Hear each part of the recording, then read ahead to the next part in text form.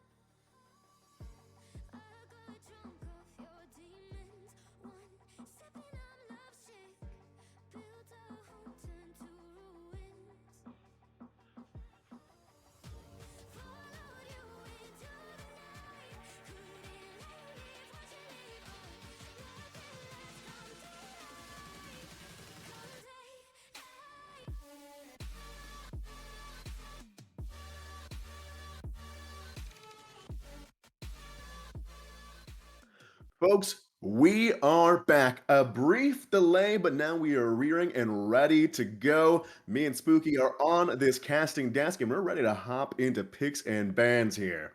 Spooky, I asked you before, how are you doing, my man?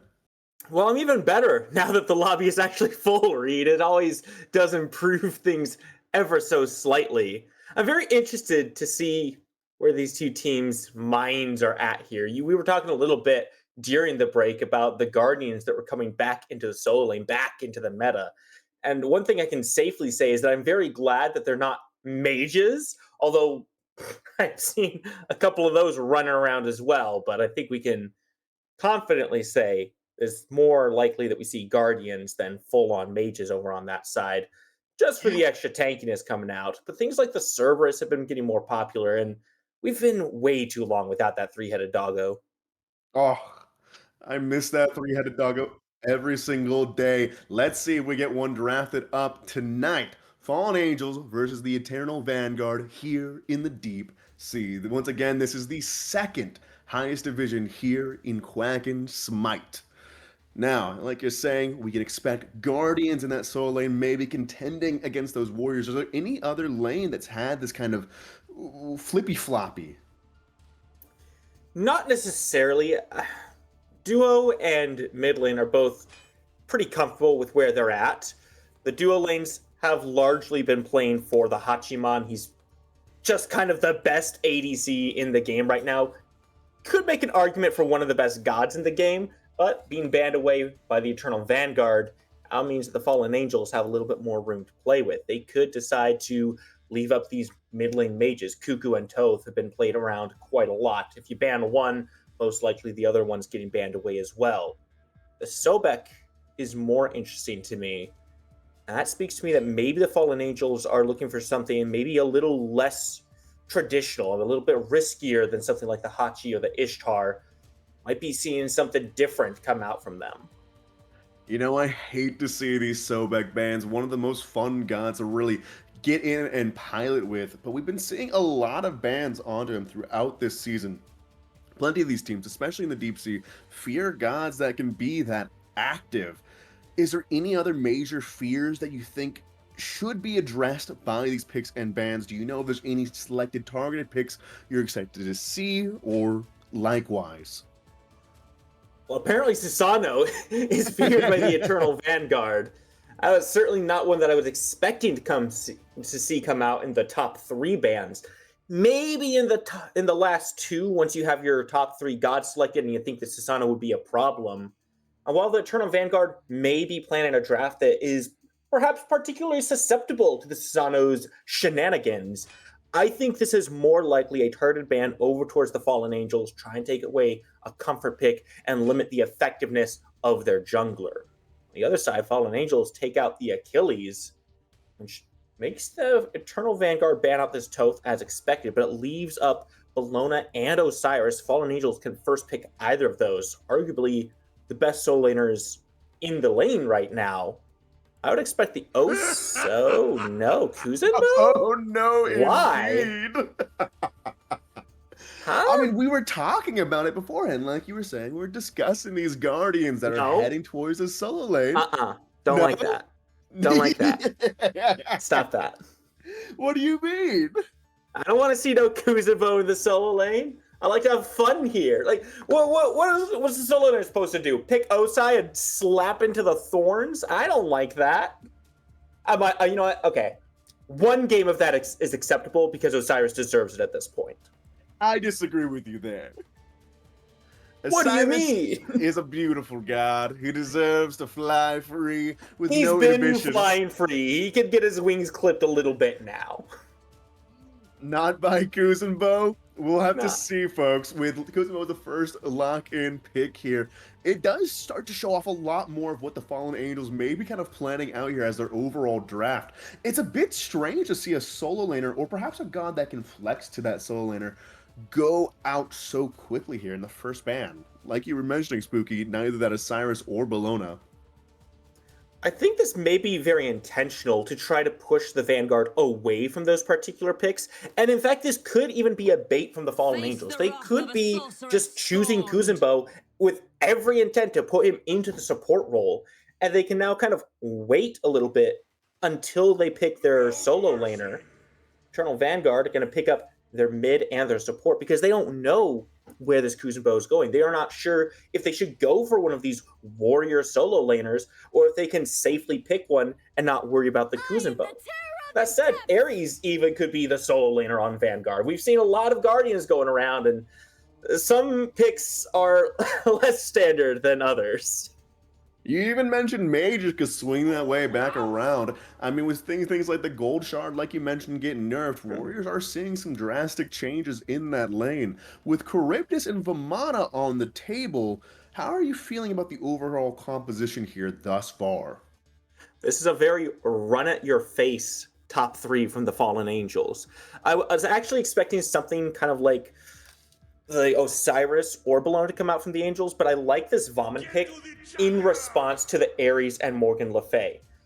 They knew that if they try to do this run at you composition with just a basic attacker like Osai, most likely he's getting feared away by Morgan Le Fay, getting knocked up, pushed away, possibly getting Ares pulled as well, and has to be very careful about when he uses the Lord of Afterlife for the CC immunity. Vaughn doesn't have that problem. He simply presses 4 and gets to hold the left mouse button down while he walks at you, giggling like a maniac the entire time. And there's really nothing that Morgan Le Fay can do about that because she has no mobility, no way to push this Vaughn away from her. I have to find an answer for this Vaughn in their next 2 here for the Vanguard. Yeah, we're seeing a significant lack of mobility from guys like Ares and MLF, like you're pointing out here. That does make this Vomit very potent in the hands of the Fallen Angels. We're seeing bans come out the side of Eternal Vanguards looking at the Ao Kuang and the Thanatos, traditionally guys that head into that jungle role, with neither side's potentially locking in a jungle yet here. However, Fallen Angels could send that Vamana to the jungle. Where exactly do you expect to see them go? I very much would rather see the Vaughn in the solo lane and Kuzenbo in support.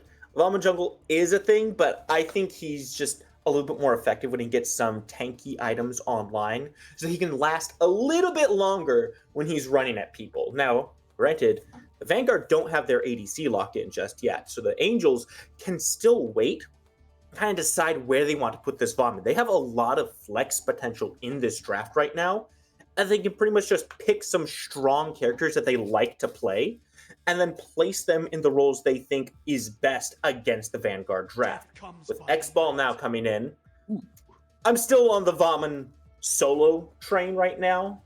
X-Ball doesn't really do a lot to stop that. His slow is meaningless once Vaughn ults, and yes, he does have a good dash, but it doesn't go over walls. It can't get that far away from Vaughn. At that point, you're just turning off the lights and trying to run away. I do like the draft from Vanguard overall, though. This is a very competent team fight draft coming out from them. Yeah, personally, I love seeing guys like Chalk swing their way back into this meta here. That makes one of us. You don't like Chalk? Oh my god, we're never liked polar opposites. What role do you play? I like to play solo and jungle. Okay, yeah. Are you a mid? Natural enemies. Are you a mid laner? I might be. Every chair too and their mother. I don't want to talk about this anymore. But yeah, I think you bring up a great point, is that the Eternal Vanguard's draft is looking overall very well drafted together here in order to kind of react to the overall aggression coming out from the Fallen Angels. We're now waiting to see what they might land in as their final picks here. With Daji being hovered, I gotta say, that sounds like a very potent teamfight ultimate. I may have also would have liked to see a Thor here. Darkness falls upon you. Okay, I like this Kama a lot more than I like the Daji. I was looking at that Daji, and I was scratching my head thinking there's no possible way you lock this in against this team comp from the Vanguard. Palau is a great ability. I love it. It'll win you a team fight. You know, if you ever get it off and don't just run into the 1, 2, 3, 4 CC immune abilities on the other side. With only Kuzenbo there to burn any beads out, no way that was going to find value. So instead, switch things up. Play to your team's strengths. Vaughn wants to walk in. Camazotz can follow that very easily. My big question mark, you already know, is around the Zhang Kui. This seems to be the mid laner for the Fallen Angels. Very low mobility. Doesn't seem quite as vibey with the rest of the Fallen Angels draft here. I mean, yeah, he likes to walk at people, but he doesn't necessarily have the tools to just get on in there. Likely we'll see him pick up a Blink to facilitate that playstyle. But that means if the Vanguards put some pressure on this mid lane early and keep the Zhang Kui a little bit further down, he's going to struggle, I think, to find some real value in these fights.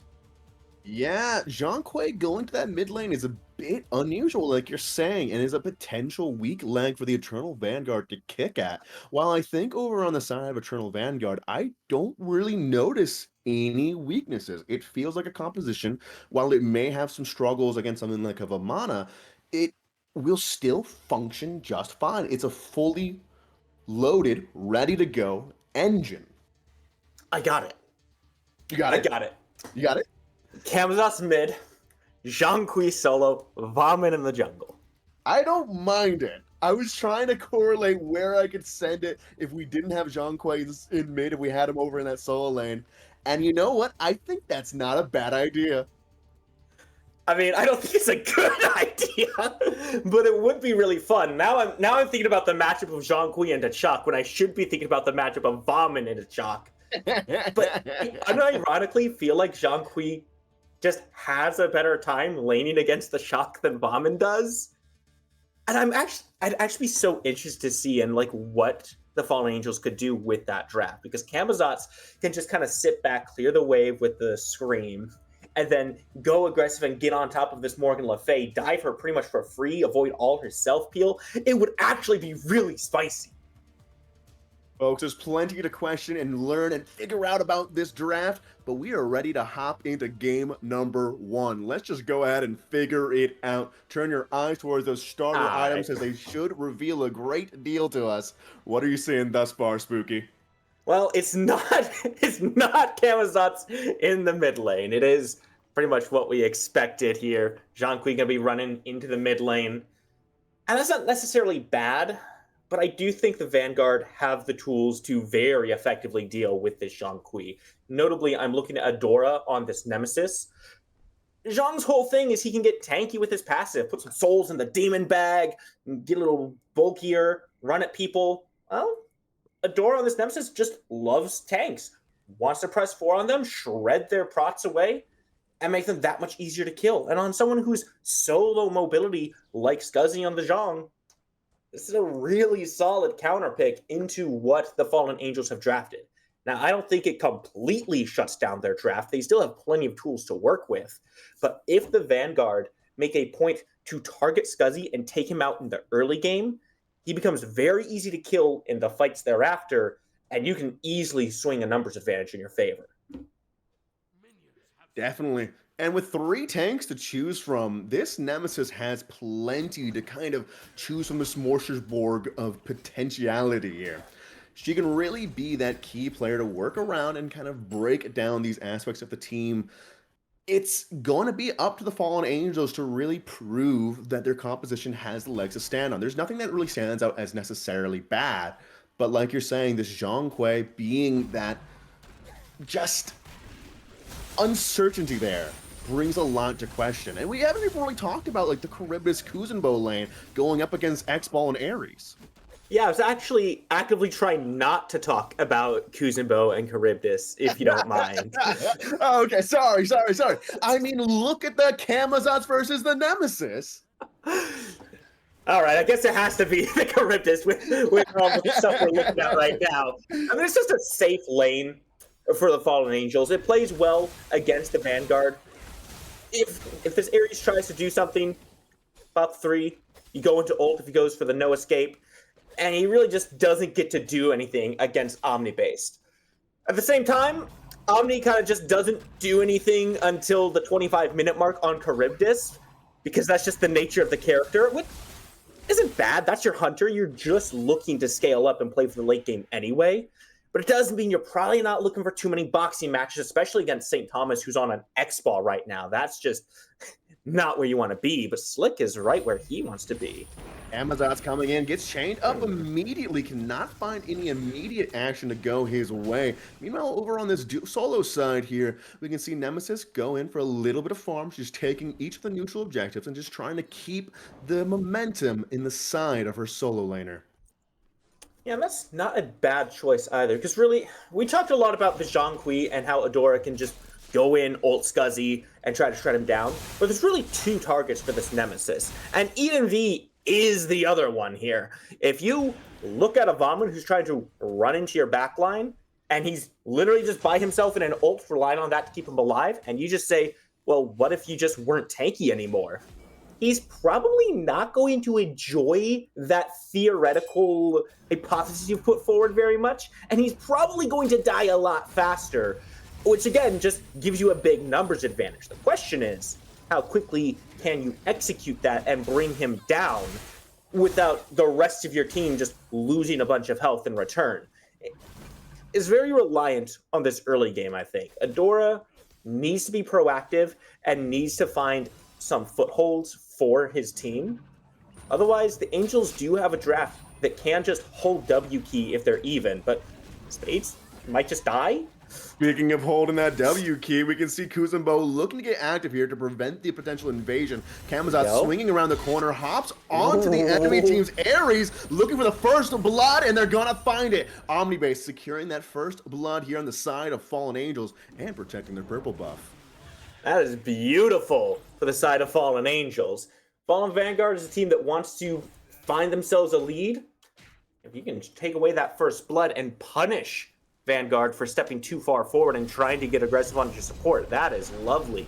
Sure, it's just the support that goes down, but Omnibase being the one to pick up the kill is massive. All coming here. All for all trading out into the mid lane. He dives the tower for it, but just finds it with the dot off the one, securing the kill for the side of Fallen Angels, trading out 1-1. That is unfortunate for the Vanguard. Excellent play from Scuzzy, trying to get aggressive and utilize his early game advantage over the expert on the Morgan Le Fay. Oh my gosh, they're just still fighting. Yeah, they're ready for blood as Charybdis puts out massive pressure over onto this duo lane, keeping that health bar low on the X-Ball. I'm a little bit sad Spades didn't commit more. I understand why he didn't. He's very low, but it just would have been fun to see if you could pull off another little Uno reverse like that. On the other hand, have to be very careful. Thomas getting low himself, but the chains come out. That should just drive Omnibase away from any more action. Keep your eyes on Adora on this mini-map. He's the one driving the action for Vanguard right now. He's looking for a little bit more. Adora waiting on that wing, starts to enter into the lane, but isn't quite sure of it yet. Seeing that they've already pulled back, Adora retreats to look for someone to invade, but with nothing on this left side jungle. Adora, good patience, not showing too much there. Didn't want to try to commit anything until that Whirlpool form was out. B, on the other hand, looking for a fight in solo lane. Yes. Scotia goes low. Bat out of hell, Slick finds it underneath the tower, confirming yet another kill on the side of Fallen Angels. With so many kills going their way this early on, we set this pace of about 1,000 gold in their hands. Spooky Mars, is this how you thought this would go? This is the game plan that Fallen Angels drafted for. This is pretty much exactly how I anticipated them playing the game. And Eternal Vanguard right now is just falling victim to it. I said a few times in the picks and bans, right? Fallen Angels have drafted a team that just wants to walk at you, deal damage, and run you down. That's what they're doing. I did expect it maybe to take slightly longer to find 3 kills. But speaking of kills, Horrific Emblem coming out. Kuzenbo swinging the Ares back into the action as Charybdis takes it under, looking for anything onto the X-Ball, but just not enough damage in hand to bring forth an execution in that duo lane. Excellent patience from St. Thomas, holding the dash until the knockup comes through from Omni. Did not want to get that one canceled out. Doesn't reach CC immunity until the peak of the jump. You gotta be careful how you play that one. Nonetheless, does give Fallen Angels control once again over that Naga camp. And they're collecting quite a bit more farm than the Vanguard are right now. Sure, they've got 3 kills, but a lot of this gold lead is just coming from them doing better farming. They've shut down a few invade attempts from the Vanguard, and so they're collecting kills and also not sacrificing anything for it. Possibly looking for yet another one. Slick hopping in here once again, trying to avoid the onslaught of CC coming up from the MLF. With Jean Quay to back him up, he finds yet another kill onto this board. Reactions coming out from Adora and the enemy team's Chuck, but yet they're just not quick enough to keep up with the pacing. Fallen Angels are just, they know exactly what they want to do, and it's play aggressive. The Vanguard, for their part, I do think they know what their game plan is as well. I'm not saying they don't know what they're doing, but it's a slower game plan than what the Fallen Angels want to do. And I don't think they're reacting or responding quite quick enough to the plays the Fallen Angels are making. They need some deeper wards down to catch this aggressive pathing coming out. They need to see these rotations coming in before it's too late. But look, as soon as the Vanguard are looking to try to get something active, Angels step back, but Adora is here to try to help things out. Slick in the midst of this, throwing out damage where he can. Bede's gonna get popped. Bat out of Hell comes along with it as Spades is looking for an exit point with no assistance of CC. Spades is gonna go down to the 3 in the mid lane. Unfortunately for them, Scuzzy, a little bit low on mana, couldn't make a rotation into that fight. Sure, he had ultimate, but if you don't have mana on your mage, he's probably not doing too much.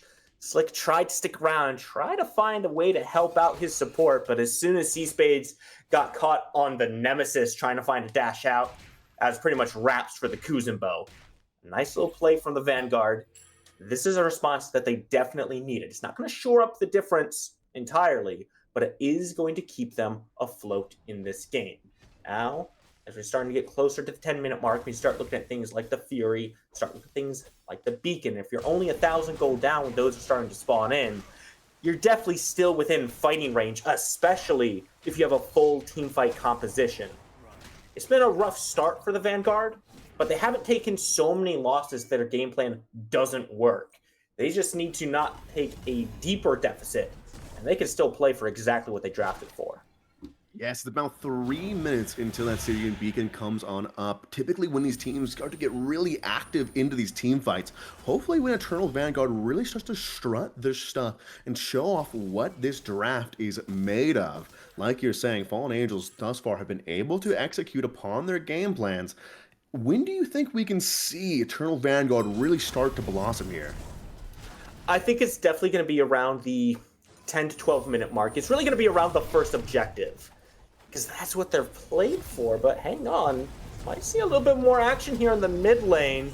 More action here on the mid lane. Skizzy just trying to find his way out, and with an ultimate coming out of X-Ball, it does make it a bit harder, but he's able to keep it through, keeping that health bar up with a combination of his abilities and retreating back underneath that mid lane tower, keeping it safe here, not giving up anything for Eternal Vanguard quite yet. Really expected Adora to try to find something on Scuzzy there, but perhaps just recognizing that the ultimate was still available and didn't want to take a risk. Because if you die right now, it does give a big opening to the Fallen Angels. Even if you're only one person down, we're at the 10-minute mark now. And Omni is definitely feeling pretty good over in that dual lane as well. He just finished an Executioner, so Fury very much on the board for the Fallen Angels. You know, you take a look at St. Thomas. He's working on the XE. He's got the Light Blade in hand. He's going to be a little bit slower to start. This recall should get it in hand for him. That means that if any team does start to look now at these objectives, can confidently answer it. And keep in mind, neither team has a great deal of secure around these objectives. When we start grouping, it's absolutely going to be a fight. They're looking for a pick. They're looking for any advantage to make sure they're not 50-50ing these objectives. And that does favor the Vanguard. They want to show up in force and force a fight out, because it does just work better for them at even footing. Seems like Adora's waiting over in this right-hand lane. Its Camazotz is over on the left. Both jungles trying to find a way to be involved. We have about a minute until the spawning of the Stygian Beacon. As we can see, chaos erupt over around this mid-lane jungle. Stygian Beacon 30 seconds off.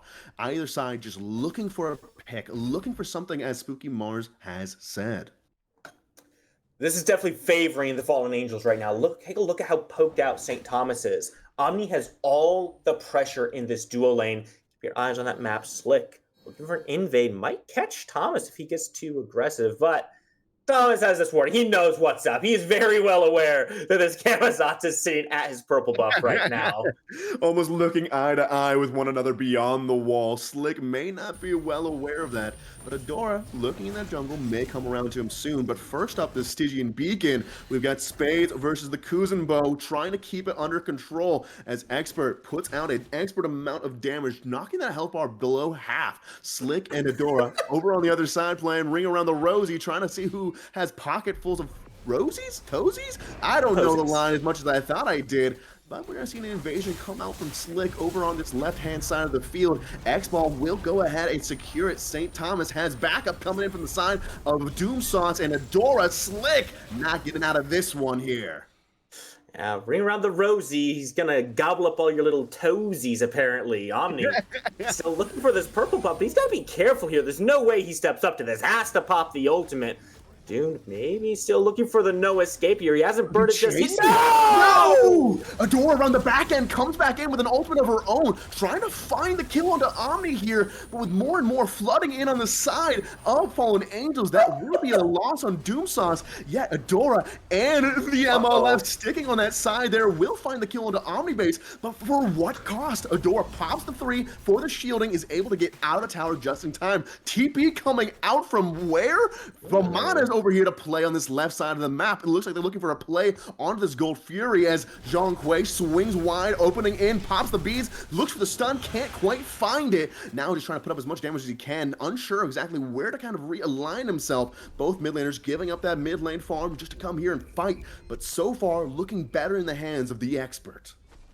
Man, what an interesting fight that we have just witnessed there.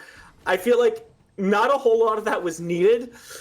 Omni could have just not stepped up to the purple buff where he just watched 2 people run to invade him. Would have kept his ult, would have kept his life. All they've really traded out for was, I think, Doomsauce was the one that died there. If you're trading a support for your ADC and jungler, that's not really worth it. Vanguard is taking that trade. But it is important to note that it is Fallen Angel still in the lead by about 1,700 gold there. They haven't lost everything. It definitely could have gone a little bit better for them. They did end up losing the beacon as a Vanguard did collect that while Slick was trying to find that gank. And good gracious, look at what damage! The boxing match going on over here in this left-hand lane, both popping their ultimates simultaneously, and neither finding the kill. Omni just able to find security underneath that tower in time, yet it seems like St. Thomas is looking for something, trying to find a way back in to kind of finish off the job with nothing on the table. That will mean both ADCs walk away with their lives. Well, there's pizza on the table. Thomas is making very sure of that fact. Keep your eyes open. Adora also on rotations, and Omni nowhere to go. Has the safety to get away underneath the tower, but will it last long enough? Not quite. Adora cleans up the kill this time around. And seems like C-Spades is not able to kind of come in and provide the pressure he's looking for. This Gold Fury still looking healthy. Do the Eternal Vanguard look for anything more here? I don't think so. St. Thomas did have to reset there, but they might look for the Expert here. The bees come through, the eggs as well, but there's Kuzenbo's here along with them. Escape routes on that one. Skizzy gets that up. What? Skizzy finds a kill with an Ares blink coming in, wraps up the C-Spades, gets the hell out of the hell from Slick. Looks like the rest of the Fallen Angels are trying to back up here, not allow themselves to get caught in this trap by the Eternal Vanguard. Man, I cannot believe Doomsauce walks out of that with that much health left. Yeah, Omni wasn't there, so there's no immediate tank shredder, but Doomsauce legitimately just blinked into 3 people and said, hey, you guys can get here before I die to this, right? And the whole team pretty much just said, yeah, bet. Yeah, for sure. As we can see, this massive damage coming up for a little bit of poke on the side of Doomsauce. He pops a sprint to try to get away. Solo sprinting his way on Alpha with no one in the side of the jungle to save him. That's going to be another death on the side of Doomsauce, racking up another kill for the Fallen Angels. So Are they you looking for see, gold? he lived the first 1v3 and said, yo, I could probably do this again. Yeah, I can sprint. Unfortunately, he does not, and now it's a Gold Fury being looked at by the Vanguard. It's a 50-50, it's still leashed! Half below HP could be pulled up by anyone. We got Chalk and Vamana over on the sides now, just trying to break up the tension here and get involved. We see Spades already backing out while the rest of the Eternal Vanguard is staying around. Any one pick can change the kind of momentum here to decide which team takes this first major objective here. And it seems like the aggression comes out onto the Scotia from Eden V, able to just whack his way on in there, taking very little in return until that MLF showed her face around there. Sorry, MLF, I meant Nemesis. Don't know why I got that confused. Very similar. Stygian Beacon comes up on the side of Fallen Angels. They seem poised to take it.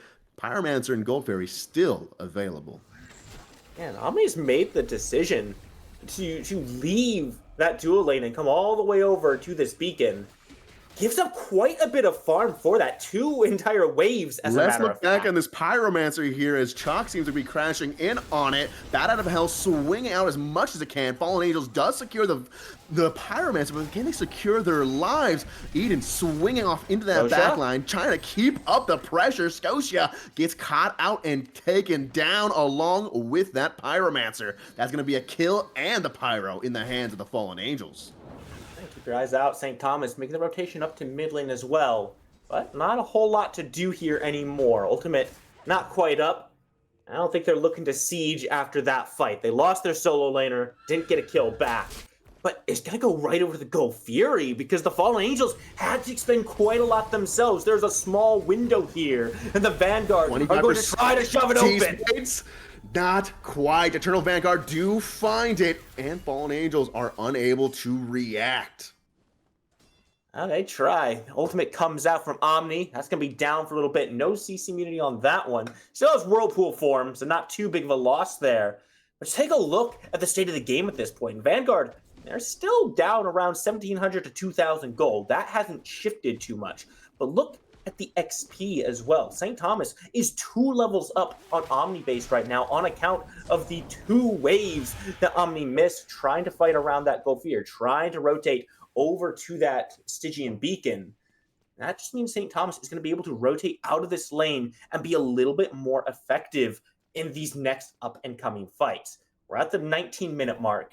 Fire Giant, while maybe not the most pressing issue on everyone's minds, is absolutely a possibility at this stage of the game. If you find yourself 1 or 2 picks, you can very easily start a Fire Giant pull. And you can take a look at the point and the builds we're at here. There is a lot of damage coming out from X-Ball. He's got the Dominance online, Oboe, Executioner. He is going to shred through pretty much every objective he walks up to. Yeah, X-Ball providing a great amount of burn. Speaking of burn, attention seemed to go towards the expert here, popping an Aegis and the Beast to try to survive the watery graves, taking up into an ultimate of his own as Bat Out of the Hell starts swinging out beneath that tower. Get back in here, Seaspade says, and the expert does go down, but in return, Slick and Seaspade's tower gets found, but Sizzy is also decimated. Didn't even see where that one came from. Eternal Vanguard taking a turn around on the wings here. Eden looking to get involved. Adora popping the shield. Doesn't want to get whacked into by this Vamana. And with Scotia so nearby, this Vamana doesn't want to push the pressure too much here. Just like Spooky Mars was saying, this is an opportunity for the Eternal Vanguard to now start looking towards this Fire Giant. Pulling it, they only need to contend with 2. They have to keep out Omni and the Eden. Eden hopping into this Fire Giant, looking to take the fight. Pops into an ultimate of his own. Starts out swinging. No one wants to get involved with that. Adora's here to say hi, but just get out of the way. Eden pops the ultimate, gets them off the Fire Giant, and the board resets. Man, I didn't dislike the decision to go towards that Fire Giant from the Vanguard, but the way that it was approached by them was not quite it. Yes, Adora does play a good role there of stepping forward and trying to zone out Omni. Unfortunately, Adora is not the tankiest person in the world. Scotia probably could have been the one stepping forward and trying to zone out the ADC, allowing Adora to provide a little bit more shred on that objective, because as it was only St. Thomas dealing damage because the expert did fall under that tower. And that's why it looked so slow from those 4 members, because there's only one real damage dealer there. I do need to go back a little bit, though, to that tower dive and shout out the expert for getting a 3-man fear on the Morgan Le Fay, all because C-Space tried to sumo slam them out of the tower, ended up dropping them in the middle of 3 people. That's a pretty easy glyph to drop on your feet. Oh, certainly. And they made great use of that. Finding 3 kills aside of the Eternal Vanguard allowed them to kind of get in that situation where they could start really turning this game around. Like you've said, they haven't really given up much of anything quite yet to give the Fallen Angels a substantial lead, but it has been mounting throughout this game. This is a major way for them to get re-involved and start shaking up this game board. How do you think that the Eternal Vanguard can kind of play this out now? They're looking to be back in on it. They seem to have momentum starting to shift their way. Do you think that they have the play style, the composition, the know-how to kind of bring down the Fallen Angels in this moment? I think as long as they don't give up easy picks, they're looking very good right now. We've mentioned a few times that this is the point of the game where their team composition really starts to get to its strongest point. They're looking for 5-man groupings. They're looking to just have these 5-on-5 clashes and team fight it out. You've got No Escape, Darkest of Nights, the disruption from the expert, and the shred from Adora makes it very easy to get in on these targets. The biggest problem the Vanguard has is finding their way to the targets. Adora on Nemesis, obviously very easy to get in the back line with 2 dashes and a blink. The rest of the team struggles a little bit more. Good news for them, they don't have to do much diving because the Fallen Angels have drafted to be diving Eternal Vanguard. All they have to do is kind of sit around and wait for the Angels to make a move. They can't sit around forever, the Angels, because they are drafting an aggressive composition. They want to get active. That's why you see them trying to pull the Pyromancer, do secure it, and that's just a free disengage from the Vanguard. Vanguard just trying to move on out here. They do have Doomsauce into position in case the Fallen Angels push up heavier here. That will be a Pyromancer in the pockets of Fallen Angels once again. And those bombs are starting to stack up with another one in the hands of C-Spades. We do see Adora coming into the jungle, trying to get involved with Slick. Stygian Beacon spawning over in mid. Action is now on the precipice of erupting throughout this map here. Slick and Adora facing off each other in the XP buff. Camazot seems to not want to engage with it too heavily here. Meanwhile, over in the mid lane, we got MLF Ares versus the rest of the Fallen Angels here. We have No Escape going on out, trying to pull in the targets, trying to break up the action here and get things set up in the Eternal Vanguard's favor. And Skizzy, with the beads, is able to find a little bit of safety, find that damage, will go down, trading out 1-to-1 with the support here. Charybdis also falling the way of the dinosaurs here. Seems like the Fallen Angels have lost 2 thus far with this broken up kind of extended out engage. Slick now trying to make up for it, takes to the skies, bat out of hell, misses it with a blink as Adora swings back in. Scotia confirms the kill. 3 going down the sides of the Fallen Angels with 1 trade-off. Doomed Sauce once again. This is the wildest fight, but Eden 5 is not ready to give it up. He wants Thomas. Can he get up? Oh! So very close for St. Thomas to try to survive that one. But, Reed, this was the strangest fight. This doesn't feel like a fight the Vanguard should have won by any means. They were disjointed, spread apart, and the Angels were the ones that got into position first. I'm legitimately not sure how they lost the fight, but it does now lead to a Primal Fury for the Vanguard. Not ones to rest on their laurels. They want to take advantage of everything they can get there. C-Spade shouldn't be able to steal this one away. He's going to give it his best effort. Jock popping his ultimate in return. No! Sounds him out, but Fallen Angels still find it with what? An auto? With a Kappa and a dream, Reed. A Kappa and a dream is what stole it away.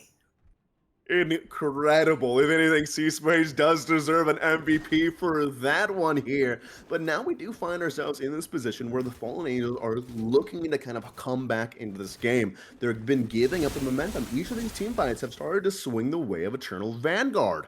It's like you say, this is where their composition shines. Can the Fallen Angels find their way back in, find that little team fights, that kind of momentum that they're hunting for? The Fallen Angels are nothing if not tenacious. They have been stepping up to pretty much everything in this game. They are the ones still trying to set the pace of this game. They're the ones that initiated the Pyromancer, still tried to look for a fight afterwards, and were disengaged on by the Vanguard. They were the ones that went over to the Stygian Beacon first. They were the ones that were looking for that fight, and it just didn't work out in their favor. And when Vanguards do try to start something, they try to take the Primal Fear for themselves. They just don't have the secure. And it almost felt like a lack of discipline, right? You see this Kuzenbo coming on in, and realistically, there's no way he steals their way, right? Nah. But if you ignore him, it's a 50-50. You have to make the choice on whether you want to burn down that Fury or turn and burn the Kuzenbo that's running at you. And if he's the only one on his team that's alive, you might as well just go ahead and kill him for that act of aggression. And not doing so ends up costing Vanguard their entire objective. Now, they do not have the lead, still only a small deficit. We're right back to the Pyromancer, still at basically parity on this game. Sure, Vanguard have the kills advantage, but it's not showing in the gold department. That should be a very slight concern. Not in the amount that they're down, but just the mere fact that they are still down. I completely agree. This game could swing either way. The Fallen Angels just need to find a few picks here to start racking them up like dominoes. Their composition does do well here into the late game, similar to his Eternal Vanguard. It's just a question of which team can find the kills first. It does seem like Skizzy wants to get involved here. Look at pop a fear, not fear no evil. Look to pop his ultimate on all the enemy team members. Chalk trying to break it up with his own, but gets caught in the cycle of C-Space, while C-Space gets caught in the cycle of Ares. 1 for 1. No, not 1 for 1. Why am I saying that? My brain's going all over the place. Skizzy now going down the way of Adora. We have Experts still alive, getting dove by the Eden. Just trying to find more kills here, but Fallen Angels cannot seem to secure it. Adora chasing out Eden on the Valmana now seems to get the slow off with no damage coming up from Eden. That's gonna be a wrap. Slick is the last man standing on the side of Fallen Angels. Eternal Vanguard, all still alive. And with that, Vanguard have firmly shut me up, put a crow in my mouth, and said, deficit? What deficit? Who needs a gold lead when we can just bait Fallen Angels consistently under our tower and just take full advantage of the team that we've drafted for? The Angels are playing right into the Vanguard's hands. Vanguard step forward and say, ooh, look at me, I'm out of position. Don't you want to chase me? As soon as there's any signs of aggression from the Angels, the lights go out, the Vanguards begin to swarm, and the Angels are too far forward to try to cut it off. No, he's gone. He doesn't get this. There's no way. The Vanguard learned their lesson from the Primal Fury. They turn and burn the Camazotz that tries to step forward, and now these objectives simply have a domino effect. They fall down one after another. Pyromancer drops. You can see the eyes of the Vanguard shifting towards this mid lane beacon. Then the Fury is next. Vanguard have finally found the point of the game they've been waiting for this entire time. This is their moment. This is their moment. Objectives of many to fall down before them. Now racking up more and more of that gold lead. Like you had mentioned, they had started off from behind, if only by a little bit. Now as we swing here into that 29-minute mark, everything seems to be falling into place for them. Like you're saying, Spooky Mars, they're being baited. The Fallen Angels each time finds an opportunity. It looks good, but then comes out the Ares ult. Then comes out the darkness. Unable to see, bungled together. They have to pop their bees. They have to react, but it's all so immediate. It comes all at once, and it's so hard for them to react.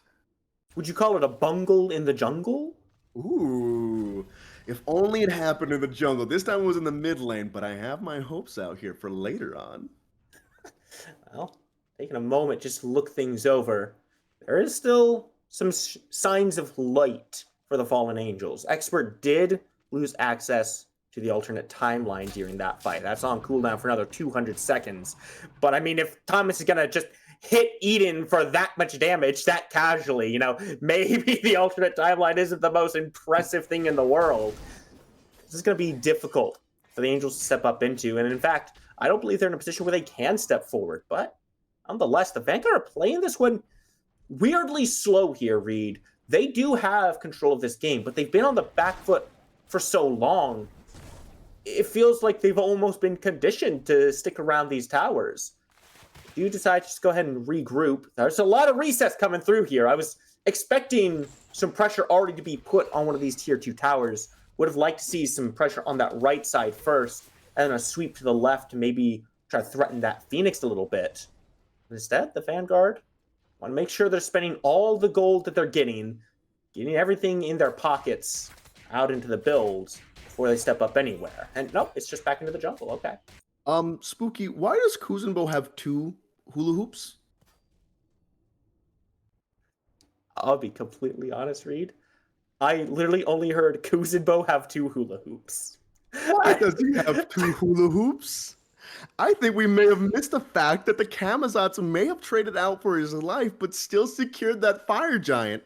We were just so sure in our minds that it was impossible, but yet again, the fallen angels find a way to do the impossible.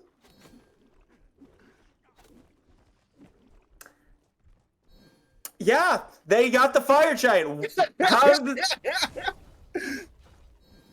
How did that happen? You're gonna have to take this one, Reed. Well, nonetheless, here that does delay a bit of this aggression that could have been. This explains a lot, doesn't it? It does. I thought they would go for the towers as well. We do see them still grouping up over on that left-hand side, and if Fallen Angels are not in position to react quite yet, but I doubt they really want to put a pressure under a tier 2. I think right now they're looking for that Phoenix. They're looking to fight under those safer objectives that they can secure better around. How do you feel their defense is going to play out for them?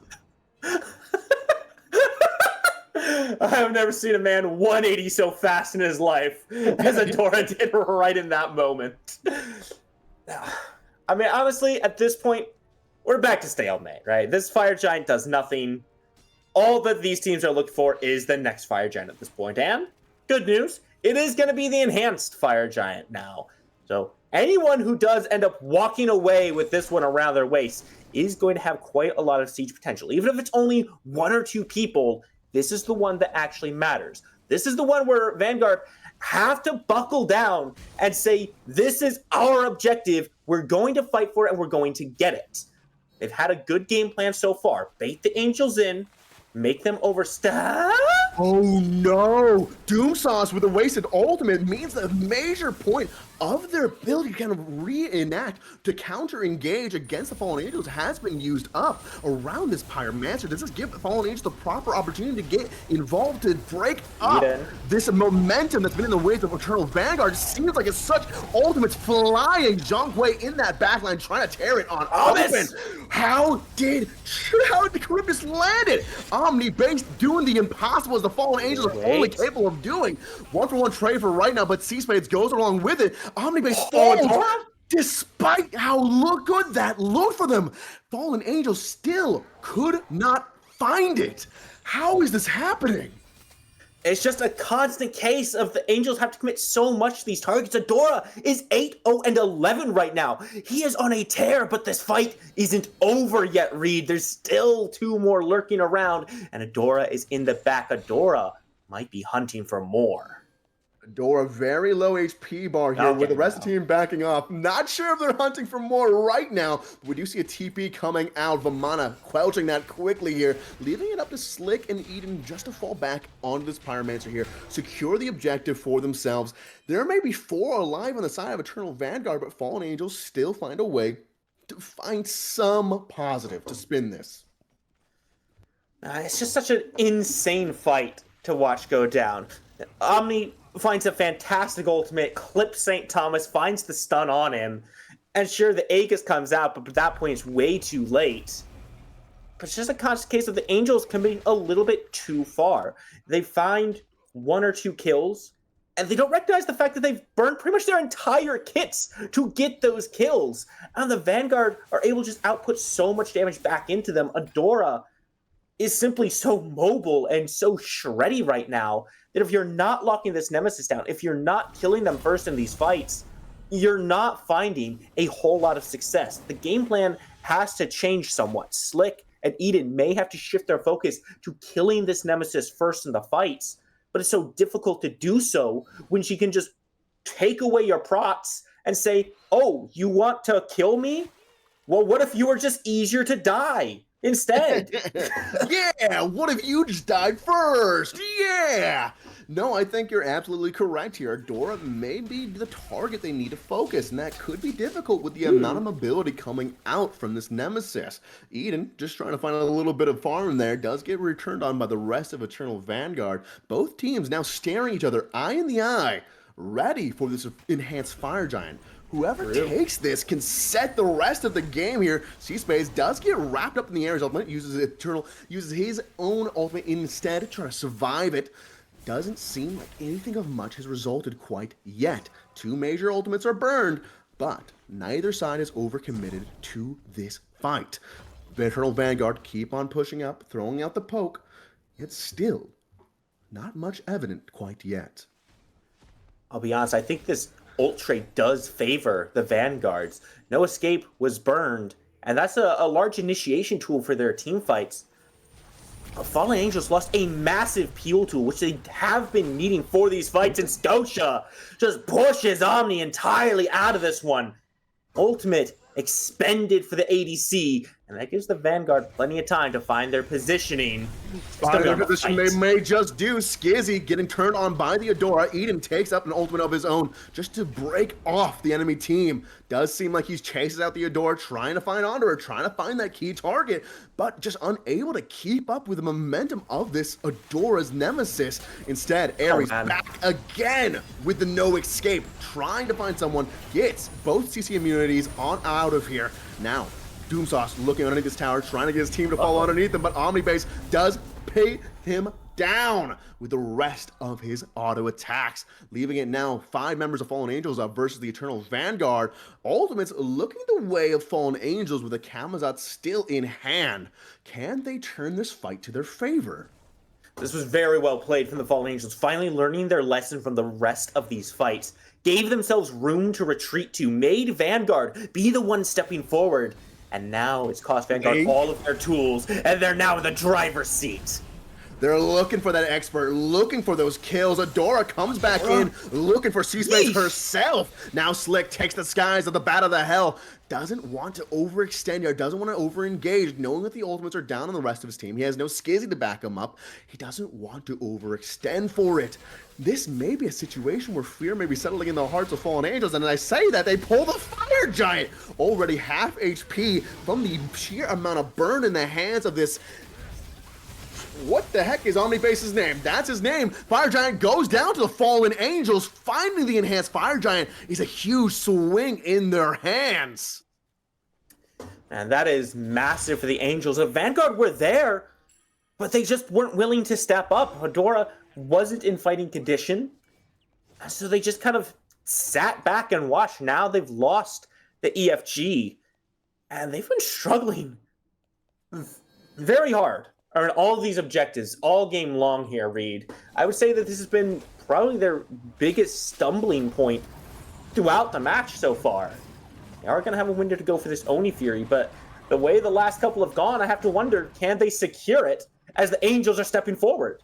No. Angels are stepping forward. C-Spade, Slick, Eden, the full team swinging wide on out, pulling the Oni Furies for themselves here. Now it's left up to Eden to keep the rest of the Eternal Vanguard sequestered and away. They do find the Oni Fury, yet another objective going their way. Eternal Vanguard putting a lot of respect on the name of the enhanced Fire Giant. So this has been such a roller coaster of a game, Reed. Because earlier, Vanguard were up in kills and down in gold. And I said that wasn't a great look. It's a little bit concerning. Do you want to know what's more concerning than that, Reed? What's that, Spooky? It's being up in kills, up in gold, and on the complete back foot being pushed in. The Fallen Angels don't need a lead right now. They are in complete control of this game because full builds have been attained. The gold doesn't really matter at this point. You're only playing for red pots and elixirs at this moment. They've got the EFG. They are the ones stepping forward and telling the Vanguard that this is where we're going to fight, and Eden's in.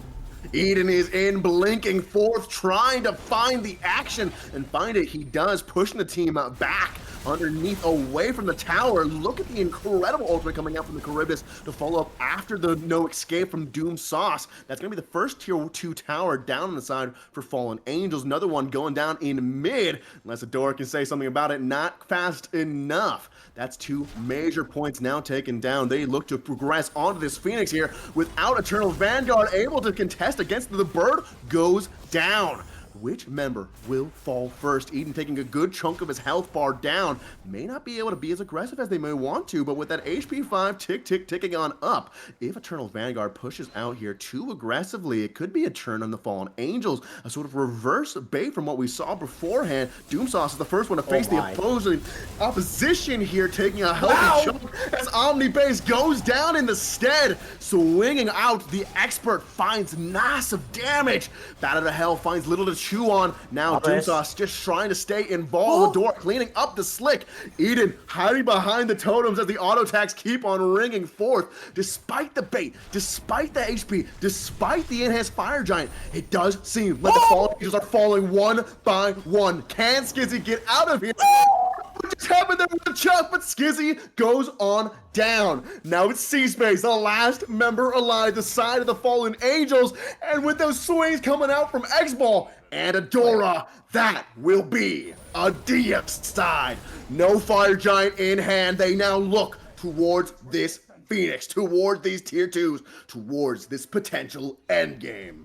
Wait, if Thomas is all the way up there, it's going to take him a little bit of time to get here, but he is bringing up with him the whole minion wave. Reed, this very well could just be the entire game going the way of Vanguard. There's one tier 2 up, but there's no angels to defend. Omnibase in 1 second, Slick in about 10. Can they turn it around? The ultimate comes on out. The Omnibase falls in a second. Once again, all members of Fallen Angels down, and the Titan will follow the way of the Eternal Vanguard. Reed, how many times did I cast a curse these teams? As soon as I think that Vanguard is in a bad spot, they're like, no, man, this was actually our plan the entire time. I said, okay, well, actually, they're doing great. His Fallen Angel's not doing so good. Oh, never mind. Uno reverse card. Like, can you guys pick whether you're winning or losing? It was a back and forth game all the way throughout. And despite that, both teams may have had compositions that worked well at certain different points in the game. They were able to just put up the effort, consistently adapting to one another. They said, oh, Eternal Vanguards are doing very well because we keep on getting baited into the fight. Scratch that. Let's pull them back into us. And while that may have resulted in greatness for Fallen Angels for a time, it seems to have fallen off in the end there, Spooky. It's just the same story repeated, right? They consistently tried to take a little bit too much.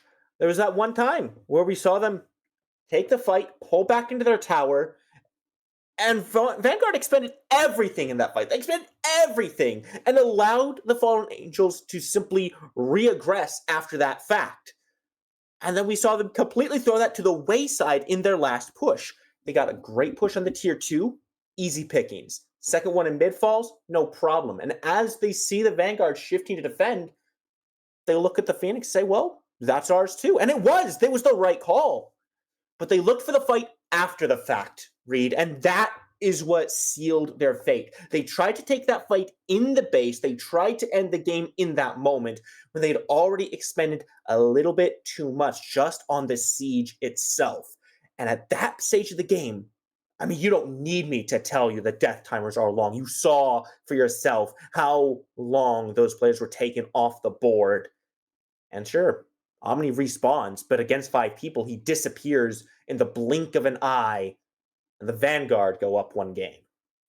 Vanguard are up 1 game, meaning that the Fallen Damage. Angels only have one more chance to kind of turn this around. As you're pointing out here, looking towards that damage, we've got to say Chablanca and MLF. They're 2 off of each other. That's insane. Yeah, I mean, St. Thomas and Expert were in just about every fight. After Doomsauce was able to kind of line them up with no escape, it was those two who burned them down. Adora, then just kind of peeling off in that backline, was able to clean up the kills. Man, what an excellent team play from Vanguard. They struggled at some points, but you can really see the style that they were playing for there, right? 5-man fights, get everyone involved.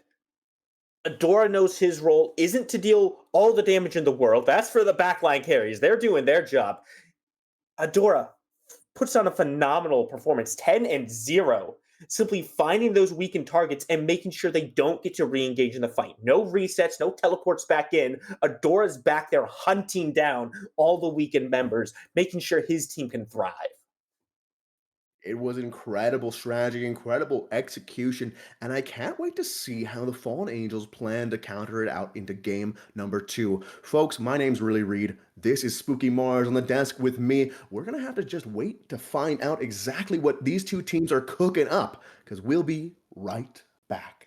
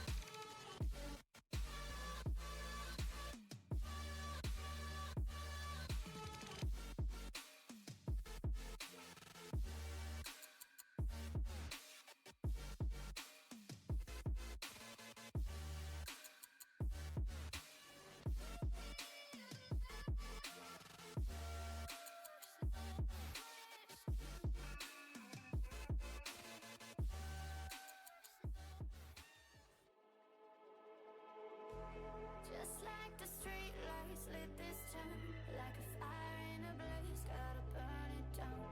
Can't be afraid to leave this out. We got this far, don't know how. I see danger in your eyes. They know we'll burn down the night.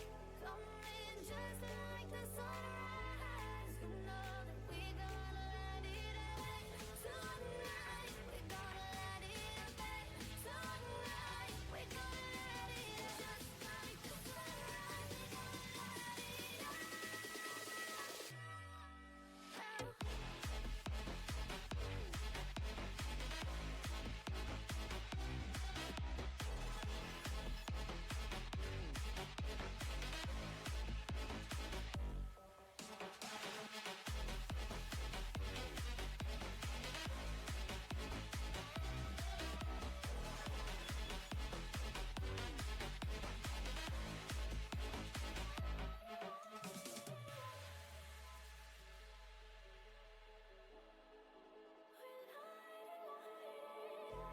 Just like a spark that's breaking out. Can't make a stop, can't turn back now. We know that there's no room for doubt. No, we can't turn back now. I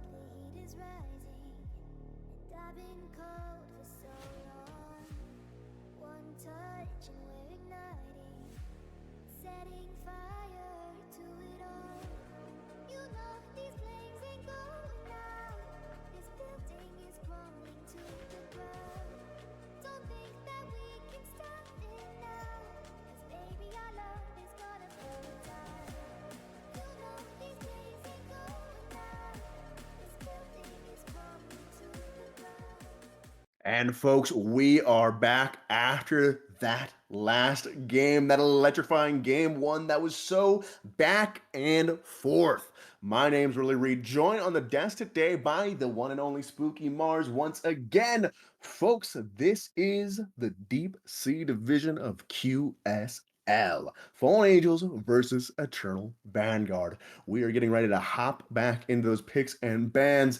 And folks, after game number one, it was the Eternal Vanguard that were able to swing things around back into their favor and bring forth that first victory. Spooky Mars, do you have any more thoughts about that first game there?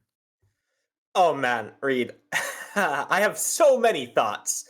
Now, how many of them are broadcast appropriate? That's a slightly different story.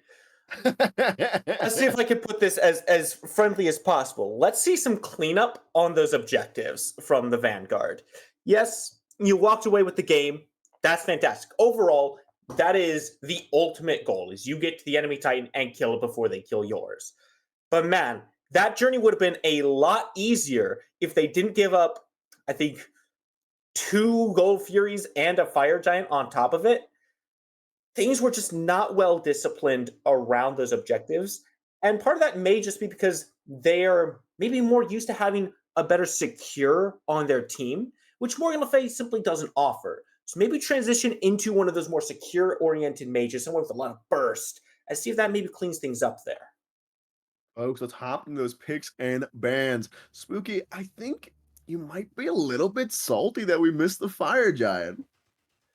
I am salty that there was a fire giant to be missed. All right, there's no world where you have 4 or 5 people around a fire giant and the Camazotz comes in and steals it away. He walks up to you. He goes into his ult. It's telegraphed. You know he's there. He did a little leapy. You knew he was there. Stop burning the objective and wait for the ult to go down so you can kill him.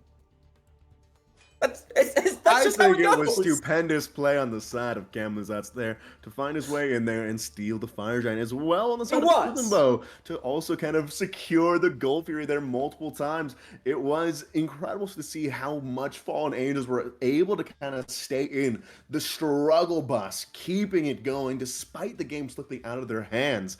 Do you think we can see a difference in their draft this time around?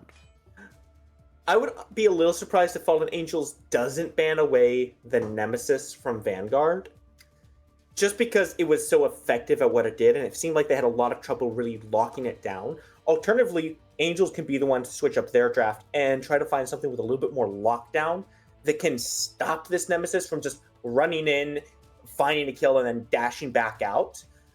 Either way, I do think that's one thing that needs to be addressed. The rest of the team compositions, I think, weren't necessarily problematic as much as they were simply played well on both sides. Mm-hmm. I would like to see maybe a different ADC than the Charybdis. Now, credit where credit is due. Omni did a fantastic job on the pick, did find a lot of good hits with the ultimate, either to save his team or to set up a kill on St. Thomas, and was winning most of the trades in lane. I just feel like if he was playing that well on Charybdis, what could he be doing on something like an Ishtar or an Honor with a little bit more aggression? No, I think certainly, while there's plenty of safety to be provided by that Charybdis pick, I love the way that they always kept up with an ult of their own after the Ares ultimate, just to kind of follow it up on it, get that secure of the landing where it's due. That's a very hard ultimate to hit, right? But I kind of want to see that skill expressed on a god that's a bit more of a better vehicle. Whenever you're driving, right, you want to drive a car that's going to be able to get you where you need to go, not one that's going to break down in the middle of the road and you have to replace the tire and maybe change the oil. I'm feeling a little called out right now. Why is that? I just Uber everywhere. I don't even drive, man. Oh, I mean, if you live in a big city, that honestly makes sense. That's not true. I'm a liar. Don't believe me. Why are you just... Okay, okay, Spooky. Me when I spread misinformation on the internet. All right. I don't know enough about you. What I do know is a Charybdis. No, what the... Ooh. What am I saying? Cerberus. Cerberus. Don't What worry, am it's I, still not as bad Griffiths? as I butchered it the other day. What is happening to my brain? I think, Spooky, you're call it doing share something one to me. brain. It's okay. You don't have to worry about the pronunciations. This is the pick I was expecting, this Toph. As soon as that Cerberus got locked in, it was an easy call for Vanguard to lock in that Toph. They banned away that Kukulkan for a reason. They said Angels either picks it up themselves or we get it for free. Make the choice between Cerb and Toph. You see where the Angels went. Now Vanguard get to pair it with a Daji as well, which means Angels now looking for some CC immunity in the kits, some ways to avoid that powwow. And I would expect at least one more Beast Burner coming out from the Vanguard. Maybe the Ares comes back and on this team again. Horus seems to be the answer on the side of the Fallen Angels here, along with an Honor, bring that CC immunity like you said. Horus ultimate provides CC immunity, right? It has to. I believe when he's actually channeling it, it provides, after he's chosen a spot to go down on and said, this is where we're going, he gets CC immunity for that, but only the Horus. So we may see a few times where he starts it up and just channels directly on where this powwow is going to be and just provides a shield to his team that way. But we'll have to wait and see how that one goes. I think this Horus may be the support to go with this on her. It's a high aggression lane with a lot of kill potential for the Fallen Angels. And it would allow the Cerberus to go over to the solo lane. So that's a Hercules. Ooh, where's this Hercules going? That's the big question. I mean, if he goes against the Cerberus, why am I stumbling upon this name? Right, Cerberus. I don't know. It's like my brain tells me I'm saying it wrong. Who knows why? But it's Cerberus against the Hercules. That's an interesting matchup considering the passives at work. You never played Mass Effect 2, did you?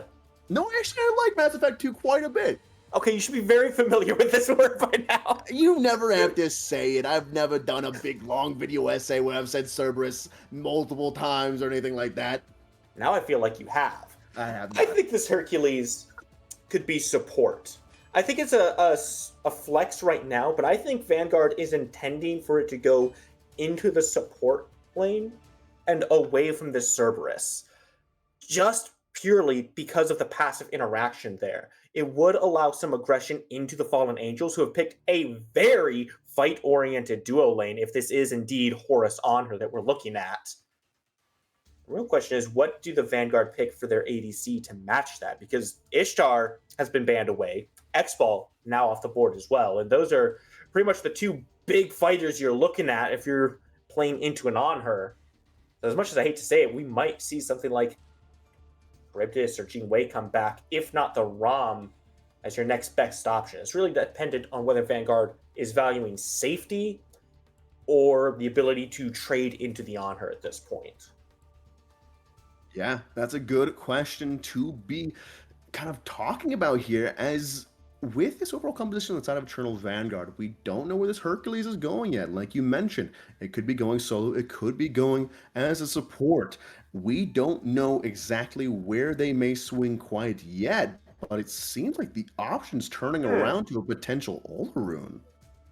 I don't like that. That should not get locked in. Okay, it doesn't. I unironically like the Chalk better than I like the Olorun. I'm happy to see Chalk here. This does indicate to me that we are seeing the Hercules in the support role as well. Chalk still doesn't like the Cerberus passive very much, but I think he deals with it a little bit better than Hercules does. He's just less reliant on the healing than Hercules is. He trades better and just throw the axe and walk away. Does still leave the ADC in question, but it allows Vanguard to see the rest of the Fallen Angels draft before locking that in. Bastet? Full furry comp. Oh, yeah. Oh man, I can't believe you said that to me. Okay, Production saying Horus has feathers. I feel like same that's thing. falls in line. Yeah, they're animals. Okay, well, you know what? Actually, Cerberus?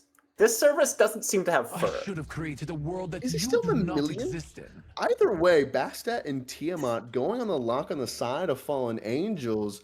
What are you thinking about these two guns? Bastet is a gun we see far less of, much of. Oh man, is it actually the Jingwei?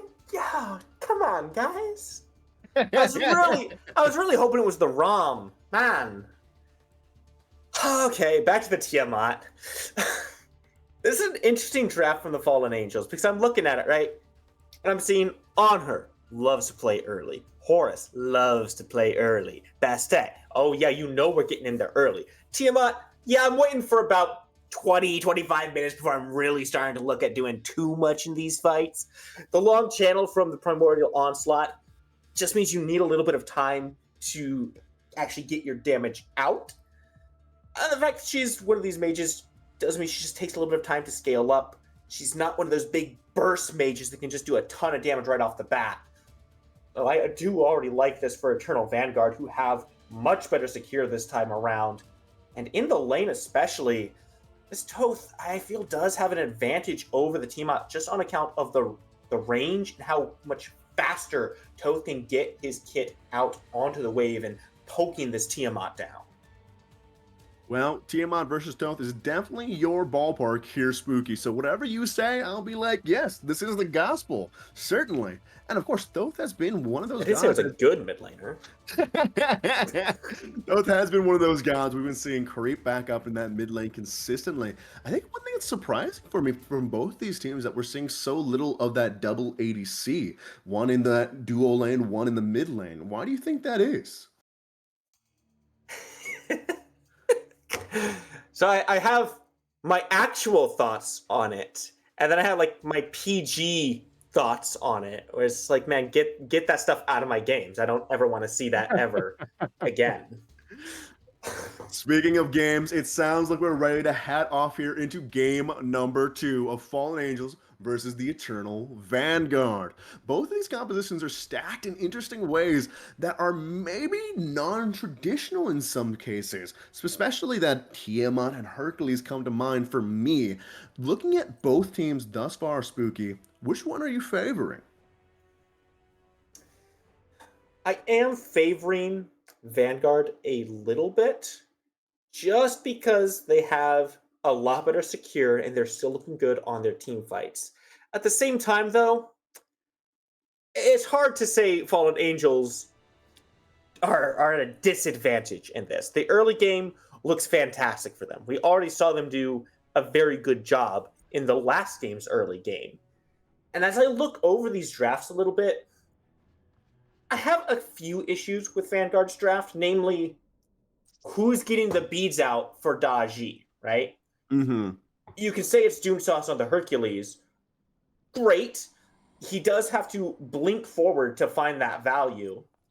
And he's only taking it off of one person 90% of the time. If Fallen Angels are grouping up so that Doom Sauce can pull out multiple sets of beads with a single combo, there are bigger issues at play in that case.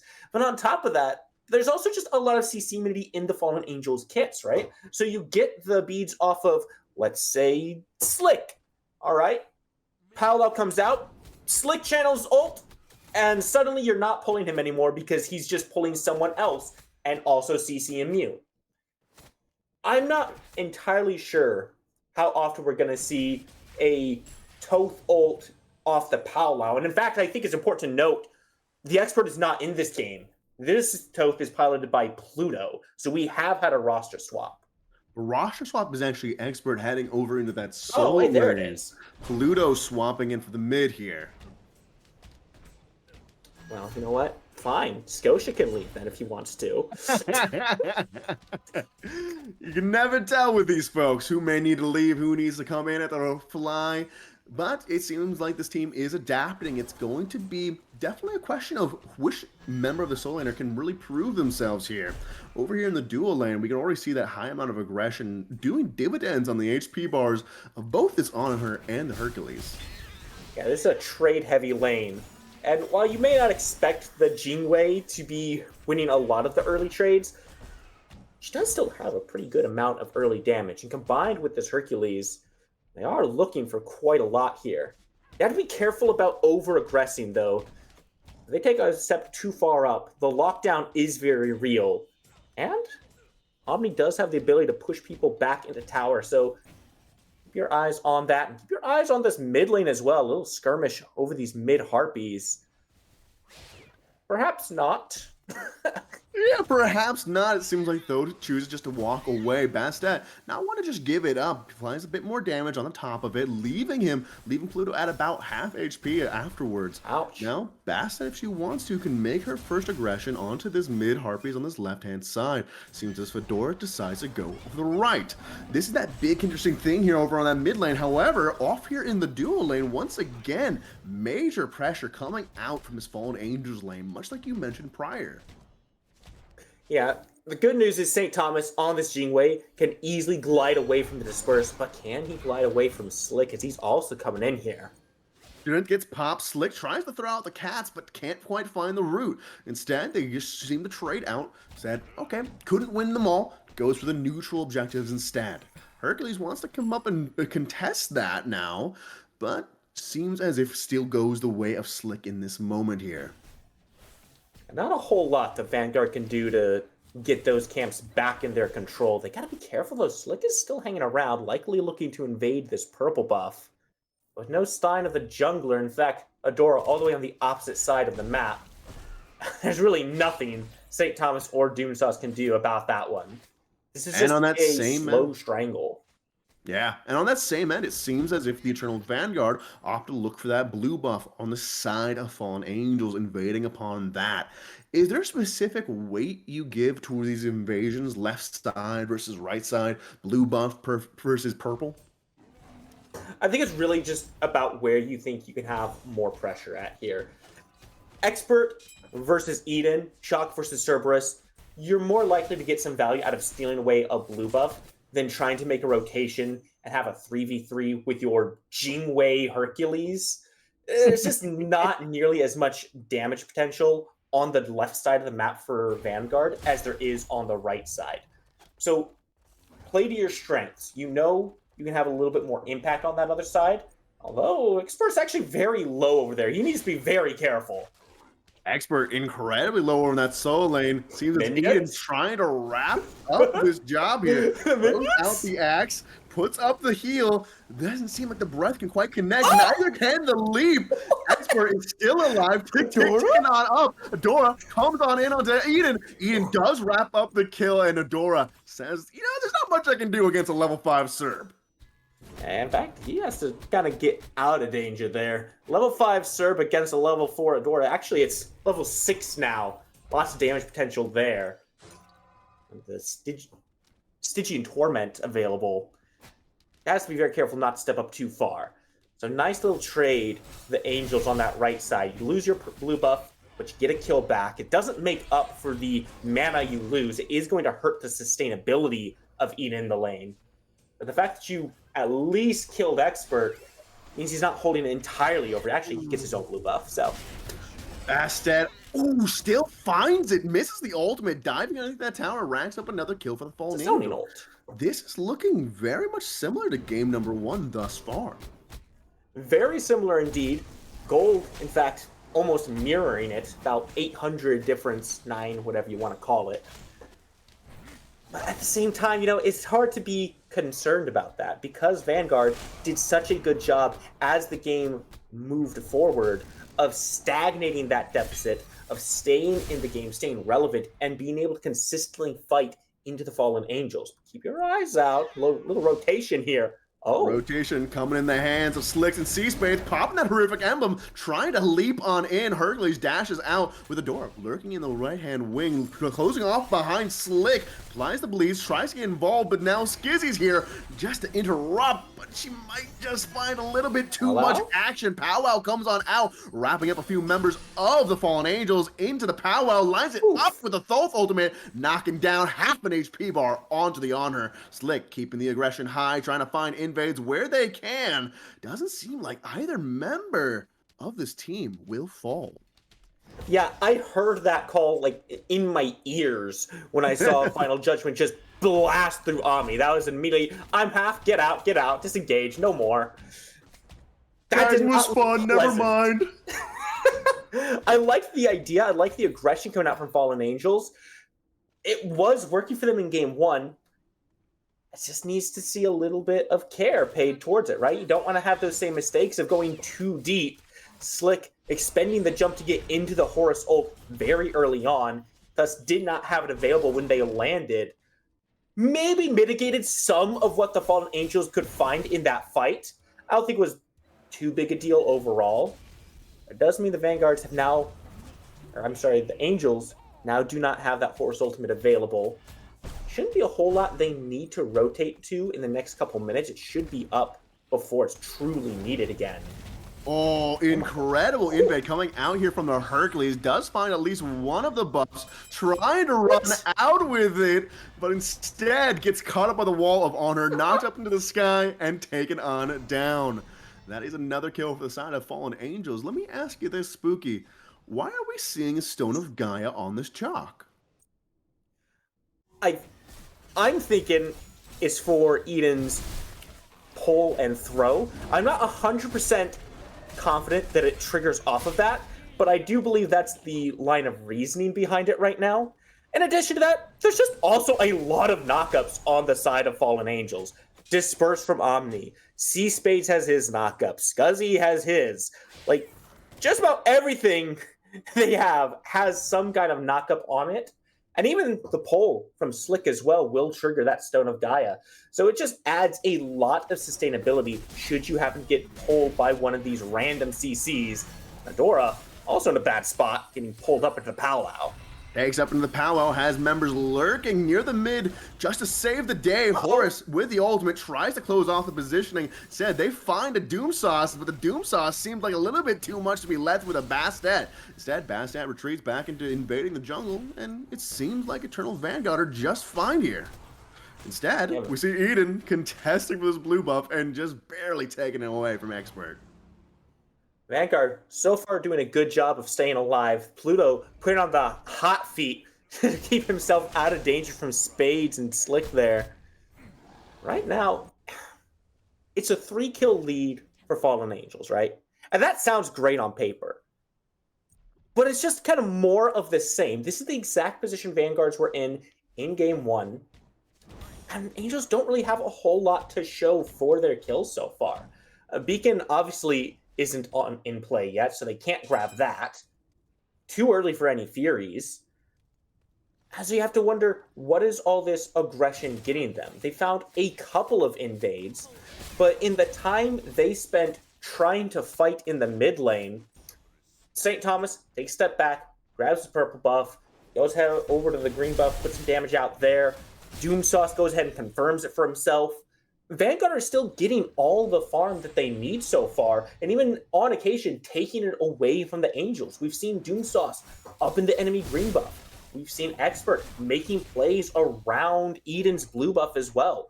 Despite the kills, Vanguard are still looking to make their own plays and try to find some control of this game. Yeah, Vanguard did an exceptional job of it back in game number 1. Despite the fact that they're 3 kills down, in no way do I think they're out. This game can definitely go either way. Teleporters are online, and so too will the Stygian Beacon here shortly. In 2 minutes. Now another objective contest. Will we see a similar kind of sort of situation as last time, where Eternal Vanguard, once they swing into that 10 to 12 minute mark, really start to take off? I would expect so. They have a great team for securing objectives right now.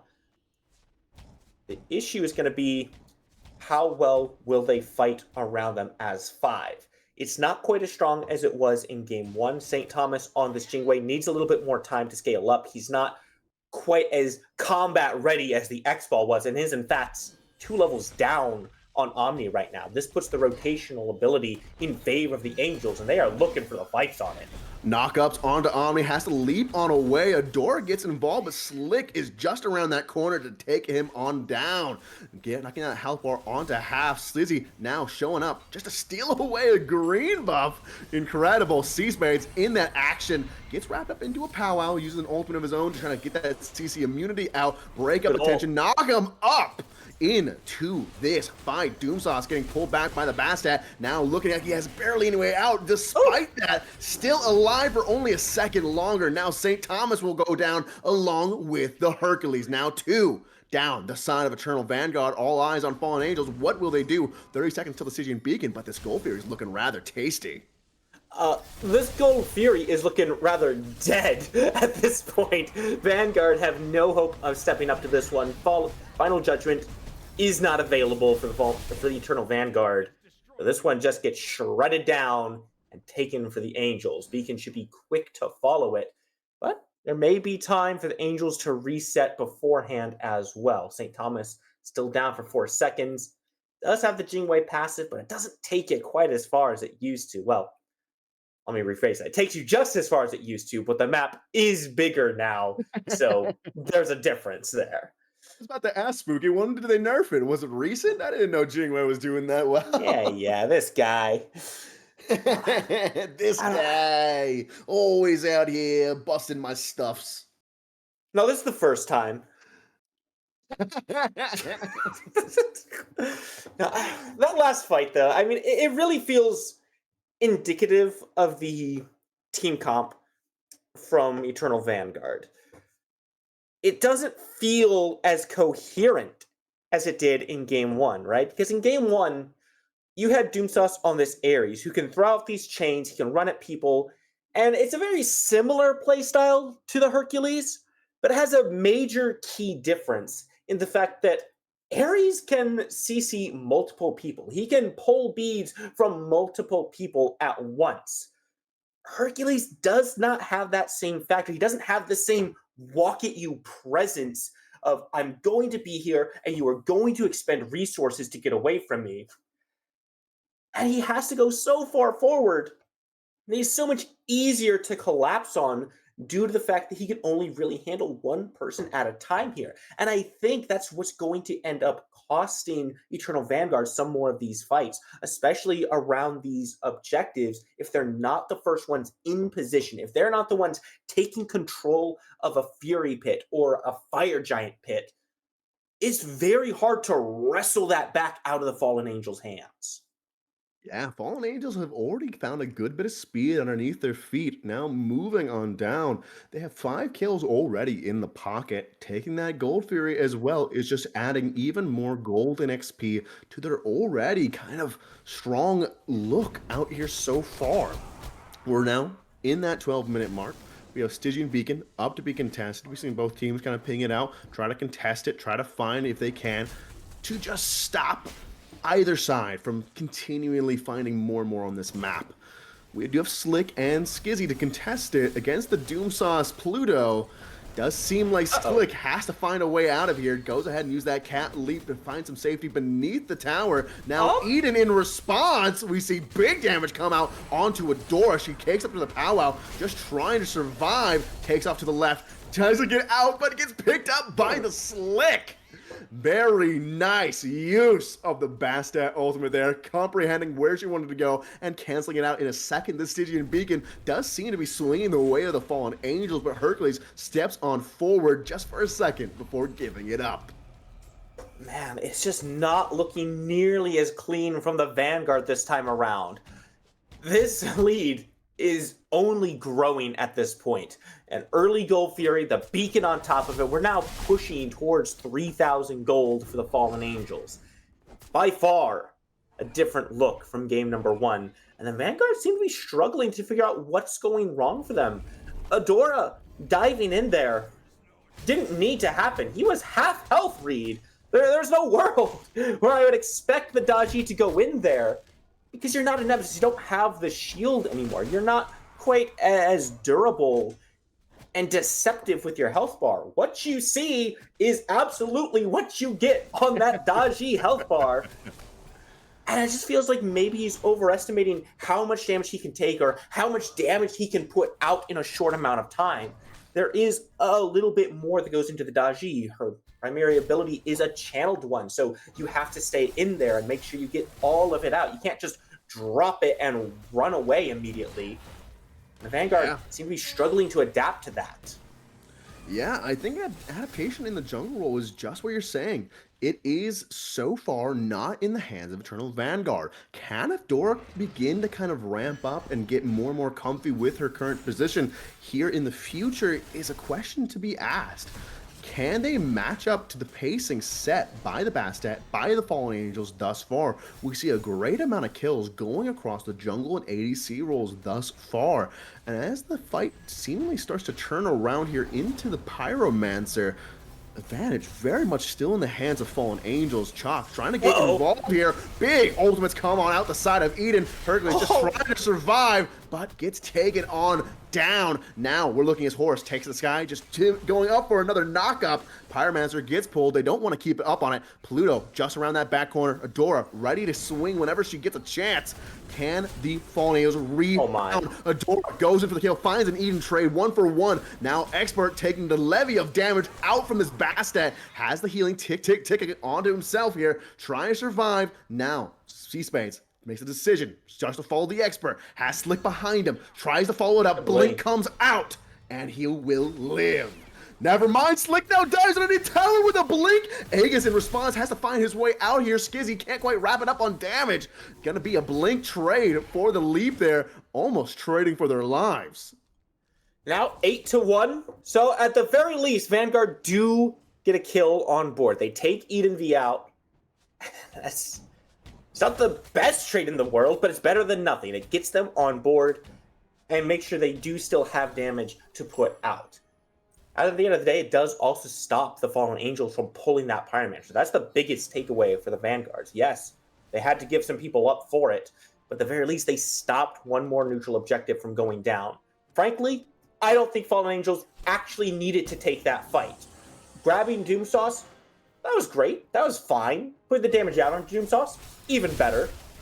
But they didn't have to keep pushing for the kills afterwards. As soon as they got that damage off onto Hercules, they could have just said, great, this is now our Pyromancer. Force the Vanguards to step back up into you. Because if you recall, that's what the Vanguard were doing to Angels all of game one, is they were forcing them to be the ones to engage on them and turn the fights off of that. Angels are very much in position to do the same exact thing. And with a lead like this, they are winning, I would say, 8 out of 10 fights, assuming you've still got the equal numbers. We do see Jingwei flying into this mid lane here. Fallen Angels already taking the Pyromancer. It seems like Eternal Vanguard are just backing off here once again. After now about 8 kills going the way of Fallen Angels, they seem to be a less gung-ho to go for these fights now. Looking at about 5k ahead in the hands of Fallen Angels, it's like you're saying, Spooky, this game is currently swinging their way. Eternal Vanguard do have a way back into this game, but it's going to take them a while. Can they extend this game out? Can they stop the bleeding?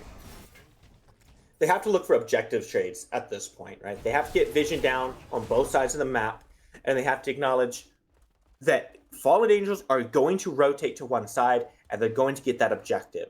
What you have to do is stymie the effect that it'll have on your team and on your deficit, and try to get something on the opposite side. Wow, Doomsauce, you just keep taking damage. CC chain is just insane. We got some bees out. I mean, that's a big thing coming out for Fallen Angels. They've got Horus, they've got Bastet, they even have a stun on Tiamat. They have so much CC in hand that playing a god like Hercules, who really only has a short-range dash and CC immunity on his ultimate, it's a bit hard for him to get involved, right? Very much so, and it's part of why I don't really like the Hercules pick. So, man, I feel like I'm just ragging on this Hercules this game so far. I don't think it's offering enough to the team to warrant its position here. In addition to that, if you take a look at the relics that he does have, as we now push into a 6,000 gold deficit, he has the sprint, and then he has to opt for the beads, because like you said, there's so much CC on the side of Fallen Angels, he doesn't really get to move or play the game without those beads. But it also means he's sacrificing the blink. He doesn't have an easy way to engage onto these fights.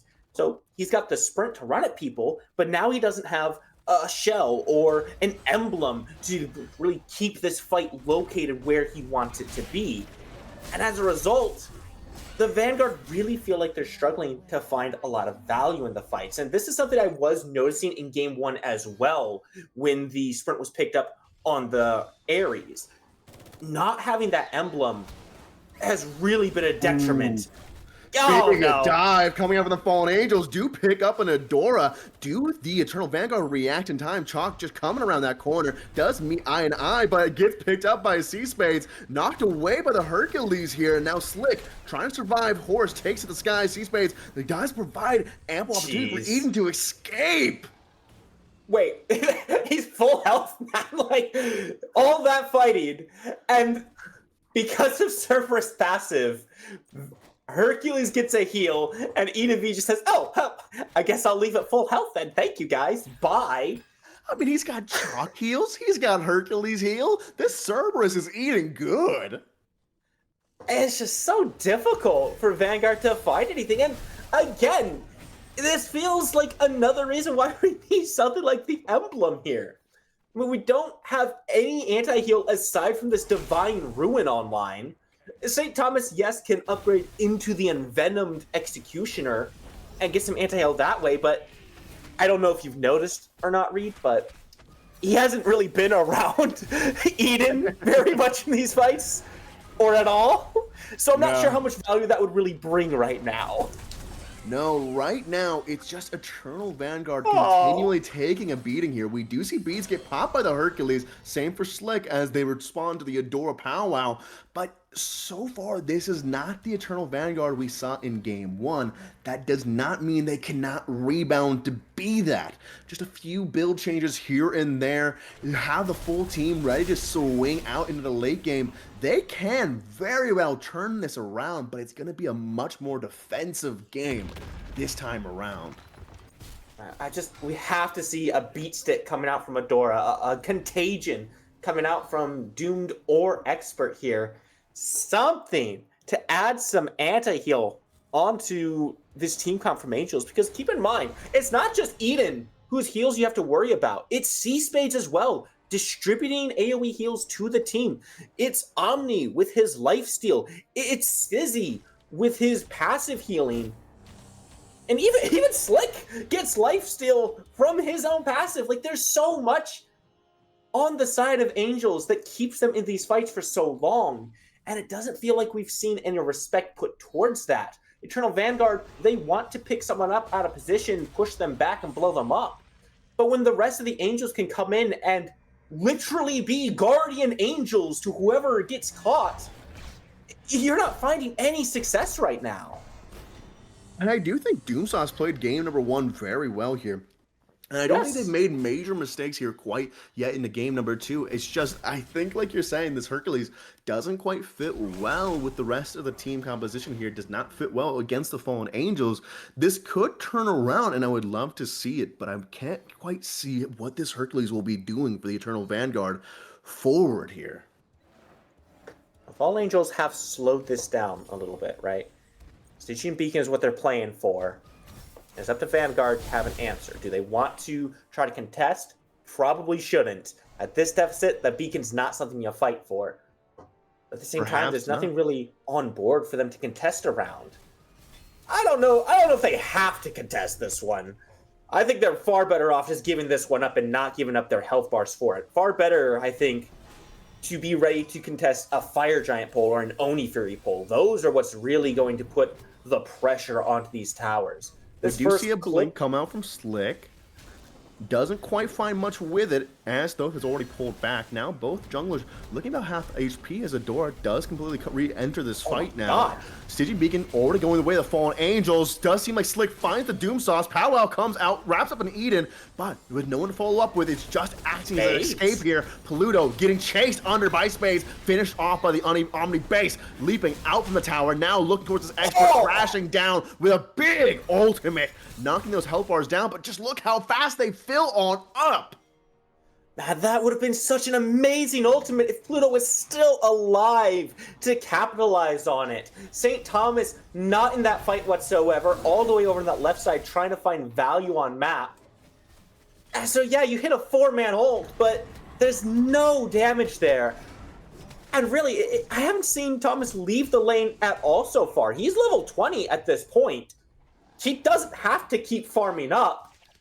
And the fact that Omni gets there first is what really turns that fight in favor of the Fallen Angels. Granted, their gold lead also helped quite a lot with that. But Maybe just a little bit. And numbers, it's an easy deal. Yeah, so far, so Fallen Angels. We man. can see here, Eden looking to solo off Adora in this mid lane as well, cleaning it up. Wow. Now Expert steps on up. There is a fighting force coming in behind him. Does leap away, doesn't want to get overextended here too much, but finding a kill like that just shouldn't happen.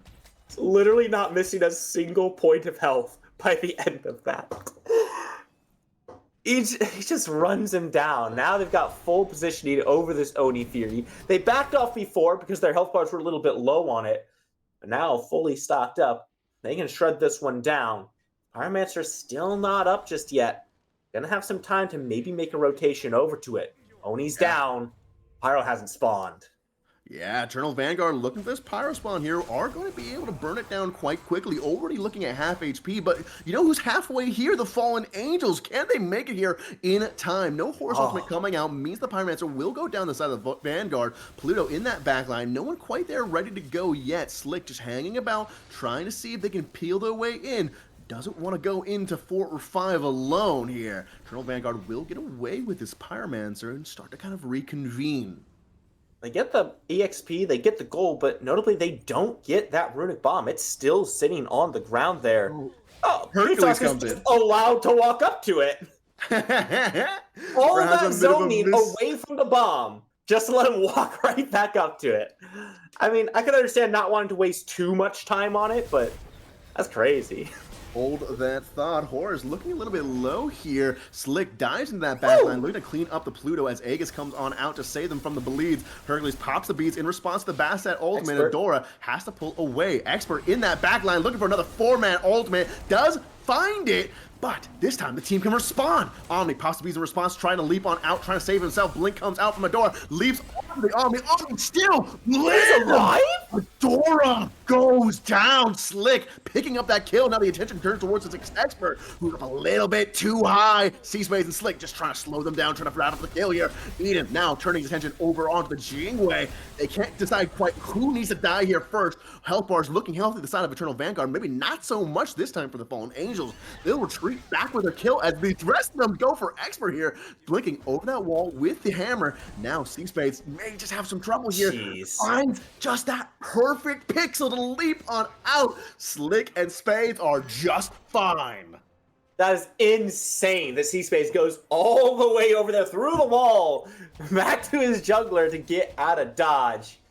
I like the idea from Expert there to go in aggressive and try to find that ultimate. And you found 2. It wasn't bad. It was a good hit. But the fact of the matter is, Pluto had already expended the final judgment, so it wasn't a ton of follow-up. It did put Sizzy very low, but Sizzy was also the one who jumped out of the ultimate, so he wasn't going to be hit regardless.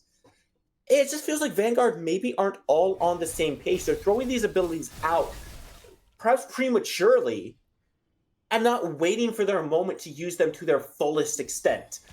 Now, there's no argument to be made that Pluto maybe had to throw that ultimate to try to get the Fallen Angels to stop aggressing for just a moment. But at the end, it doesn't work out if you just re-engage on top of them. Adora has consistently been going too deep in these fights. Now they find themselves at an impasse around the Fire Giant. Gotta Fire make a Giant. play here.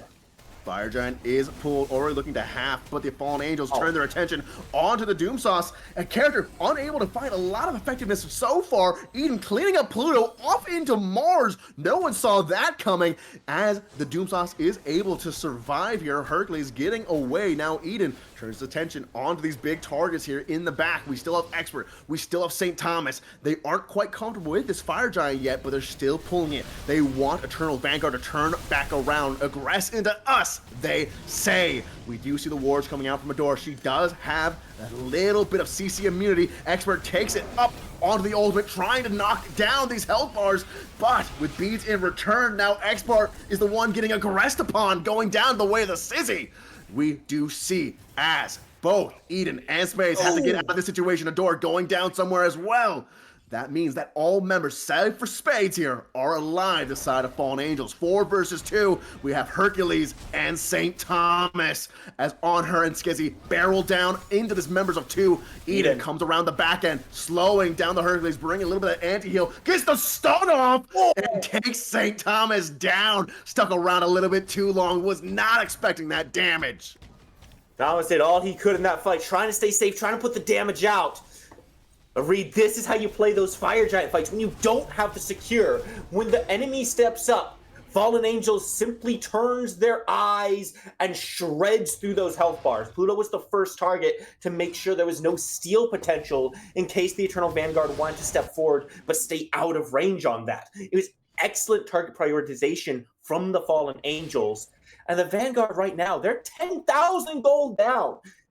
They can try to step forward, but all they can really do is stall and buy time. But they might have a chance here. Fallen Angels do find the Fire Giant. Expert can't quite secure it this time around. Trying to reach it. Slick! Getting sniped out by the Paluto. That's one member down with the Fire Giant, which may not be the biggest turn in the world, but it's a bit of hope on the side of Eternal Vanguard. Yeah, let's put some respect on his name after that one, okay? It's not Pluto, it's Pluto! Oh! It's not the worst result in the world. It's a good trade. You don't end up killing the ADC, which would have been the best case scenario for Vanguard, but you can at least take one off the board. Now they get some position on this Primal Fury, get an objective for themselves. At least it puts something on board. It's not going to shore up the deficit by any means. These tier 2 towers still in a lot of danger, and frankly, Vanguard shouldn't even be stepping up to them. But if you take a look, you can see everyone's getting closer and closer to those full builds. In fact, Expert has finished his last item. Still waiting on Pluto and Adora to finish theirs off. The Fallen Angels are fully 6-slotted at this point. They've got 3 runic bombs in their inventories. I'd be very surprised if we saw those used anywhere other than one of these Phoenixes. Fallen Angels are in a perfect position to just set up for the next Fire Giant. They can play this extremely slowly, extremely carefully. And they have good poke on their side with Sizzy.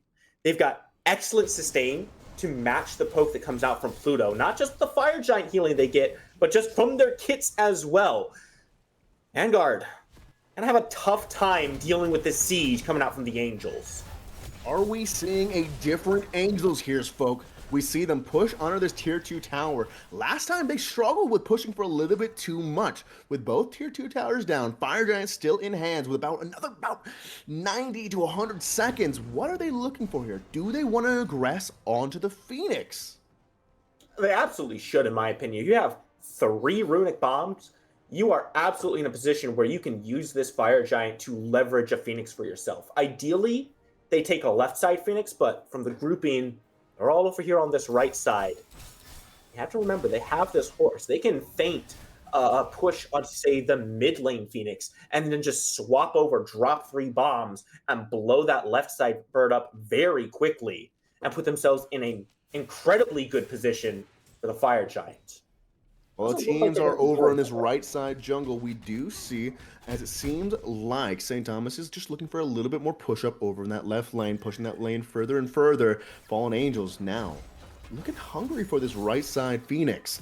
We see them charge in with the minions. Eden's the first one to enter the Phoenix pit here. Omnibase keeping it far back. Neither side really pushing into this too greatly here. Unsure of all the elements on the board. Bastet not yet truly showing herself yet. But here in the mid lane, Adora versus Slick. Eye and eye, the rest of the team facing off against one another. Does seem like Fallen Angels are preparing to push in. Another wave comes in here on the right-hand side. Do they find it? Do they want to push? Is this the time? Doesn't seem like it yet. Like you mentioned, Spooky, they have 3 Phoenix. They have 3 bombs in hand. What's pushing them back? What's holding them off from this moment? Honestly, I think it's St. Thomas having shoved that left side up as far as he did. Those minions are nowhere near the Phoenix, and it limits a lot of what the Fallen Angels can push for. Yeah, they can go in, they can drop their runic bombs, but with as close as it is to the Fire Giant spawning back in, they're not sure if they want to make a commitment that could cost them a life or two. If they had minions stepping up to that left side bird, it's an easy call to pressure that right side and then just swap on over very quickly. Since they don't have that option, they instead slow play it, see what they can get out from the Vanguard, and they find that it's not a whole lot. Everyone walks away full relics, full ultimates. Yeah, cannot make the mistake of assuming that means this fight is even. There are still 4 runic bombs now on the side of Fallen Angels. They've got all the relics upgraded. They should be buying red pots and looking at elixirs at this point. They still have a good advantage over the Vanguard. Advantage in hand. They poke up high into the jungle, getting eyes onto the Eternal Vanguard. Wards are set. Players are in position. The Fire Giant is about to spawn. Ladies and gentlemen, this could be the last Fire Giant of game number 2. If it goes the way of Fallen Angels, if it goes the way of Eternal Vanguard, things can turn for either side. As the Fire Giant does spawn, Fallen Angels are prepped, ready to tear into the Eternal Vanguard here. Both looking for poke, throwing out stun, throwing out damage. Bastet, Adora waiting in the wings, looking for who's the first to step out of line. Seems like good damage coming at the side of Eden, but neither side ready to fully commit. Now, this is as slow as they need to play here from Fallen Angels. Remember, what we said around the sieges still rings true here around the Fire Giants. They can poke all they like. They've got the superior vision, and Adora might be in a bad spot. Has to go Powwow does come out. Adora seemingly gets away for just a second till picked up by the slick Bastet. That'll be the first one to fall the side of Eternal Vanguard. Thus far, not Adora's game. The rest of Eternal Vanguard have to kind of figure out, what do they want to do now? Is it even worth it for them to contest this Fire Giant? They're still hanging about. They don't want to give it up. It's a half HP Expert waiting on standby. Doomsauce trying to push enemy teams on out of here. Does seem like Fallen Angels turn it around as Eden goes for an ultimate, but loses half his H-bar in return. Omnibase does find the kill onto the Jingwei, but in return, Slick falls to Pluto. Now, as this has occurred, we have 2 members down the side of Eternal Vanguard, 1 up on Fallen Angels. Eden does teleport back in. Full HP, can pull it. Is massive for the Fallen Angels. They have all the control they need now. Slick is down. It's a 4v3. Keep in mind, though, that is one of the runic bombs off the table. And Pluto being around does mean there's steal potential for the Vanguard. They cannot pull this carelessly, but Doomsauce can't step up carelessly either. Doomsauce just getting chunked for free. Skizzy dives in the backline, gets pushed on out by the Doomsauce. Now looking quite hello as Pluto brings them on down. Another big win for the Eternal Vanguard here, but the timelines keep him alive for a second more. Knocked out by the Omnibase as Eden finds a good ultimate, landing onto 3. Powwow may look invisible, but Adora landing those chains, finds a couple kills on top of it. Now it's Eden versus the world. It doesn't seem like he's gonna win this one. What a turnaround from the Vanguard. Angels go too deep, and again, his Sizzy just dives in too far, tries to get aggressive, and gets CC chained to hell and back. And now this Fire Giant, this EFG read, this is in the hands of the Vanguard, but can Spades step up and steal yet another one away from the Vanguard? We saw a major steal last game. Now it's Slick and Spades versus the Vanguard. They do seem to turn onto them. Adora putting out decent damage along with the backing of St. Thomas. Spades has to get on out, goes down to the bleeds. Now it's Slick just looking to survive, trying to get chased away by this Expert. Has a good escape route here, but Adora trying to line it up perpendicular-like to meet up with. Instead, going for the back, Slick will live. Fire Giant still not pulled. St. Thomas coming around that corner, could meet eye to eye with that Slick. Slick throws out a bit of damage, but gets met with a blink coming out from the Adora. Now with Skizzy in tow, does Slick have beads? Not quite. Goes down in a single shot to St. Thomas. He used them too early. Slick bees before the chain connected, and he didn't have them for the next one. What a tragedy for the jungler. An excellent patience coming out from Adora. Vanguard now get to take that Pyromancer away. And they're looking at this Fire Giant, but Eden is here. Skizzy is back up, and Omni as well. The damage is here. Reed, can they do it? Who can say? Ultimate comes out from Eden, looking to pick up a few here, keep them on away from this Fire Giant, though it may be half HP with damage such as Omni Base and Skizzy just around that corner. Eternal Vanguard have to play it safe, but the Fallen Angels have to play it safer. Eden looking already taken down for half HP. Skizzy and Omni, both relatively full, just trying to keep up this defense. Now all 5 members of Eternal Vanguard ready to start this Fire Giant, ready to push up, but they seem to want to back away and reset.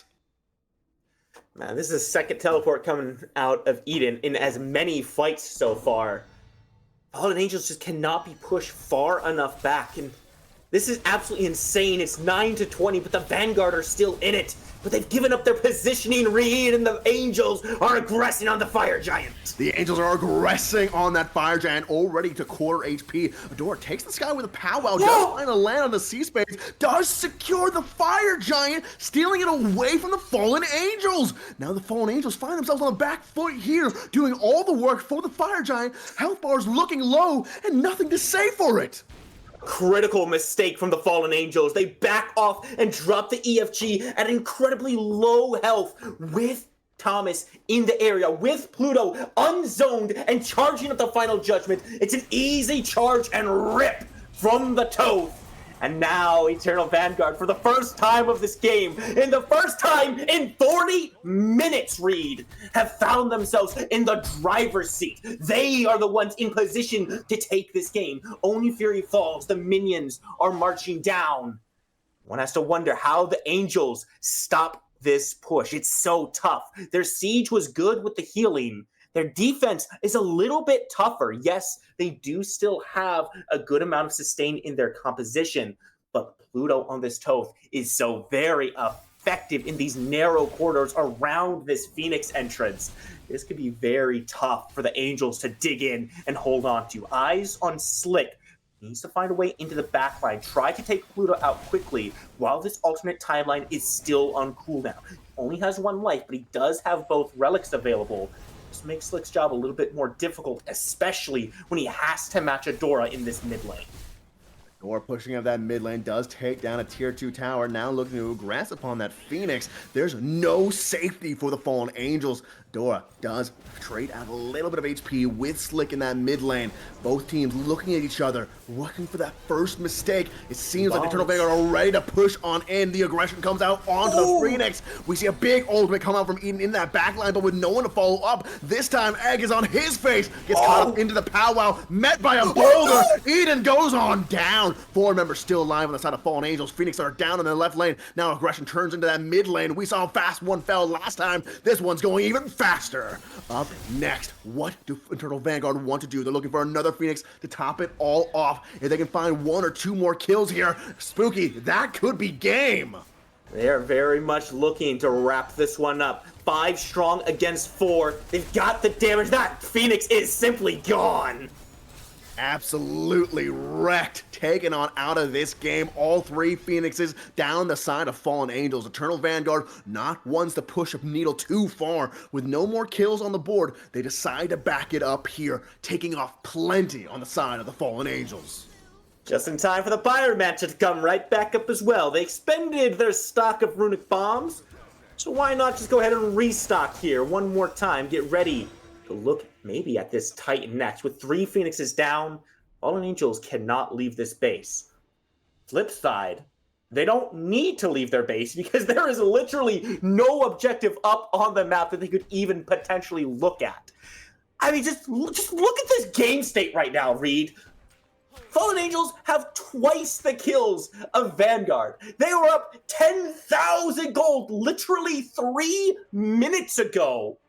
And now Vanguard lead by 700. It's minuscule. It's nothing. It doesn't even matter. But it's a complete reversal of the game state.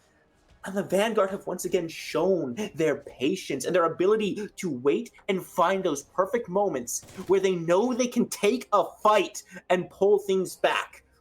Fallen Angels made 1 mistake this game, and it was around that EFG. It's just unfortunate for them that it was such a crucial moment to make a mistake. Now, your eyes on the Vanguard grouping up looking to try to catch someone out, but there's no one on this side of the map.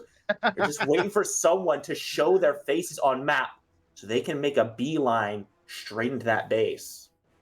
They do seem to kind of start pushing up here. Tiamat will be the first one on the menu, far away. There's little Eternal Vanguard can do to catch on up. And Spooky, while things seem to be turning the way of Eternal Vanguard, let's not forget so quickly what happened last game. We would say it was going one way, then it would quickly shift the other. Both of these teams are still very even with one another.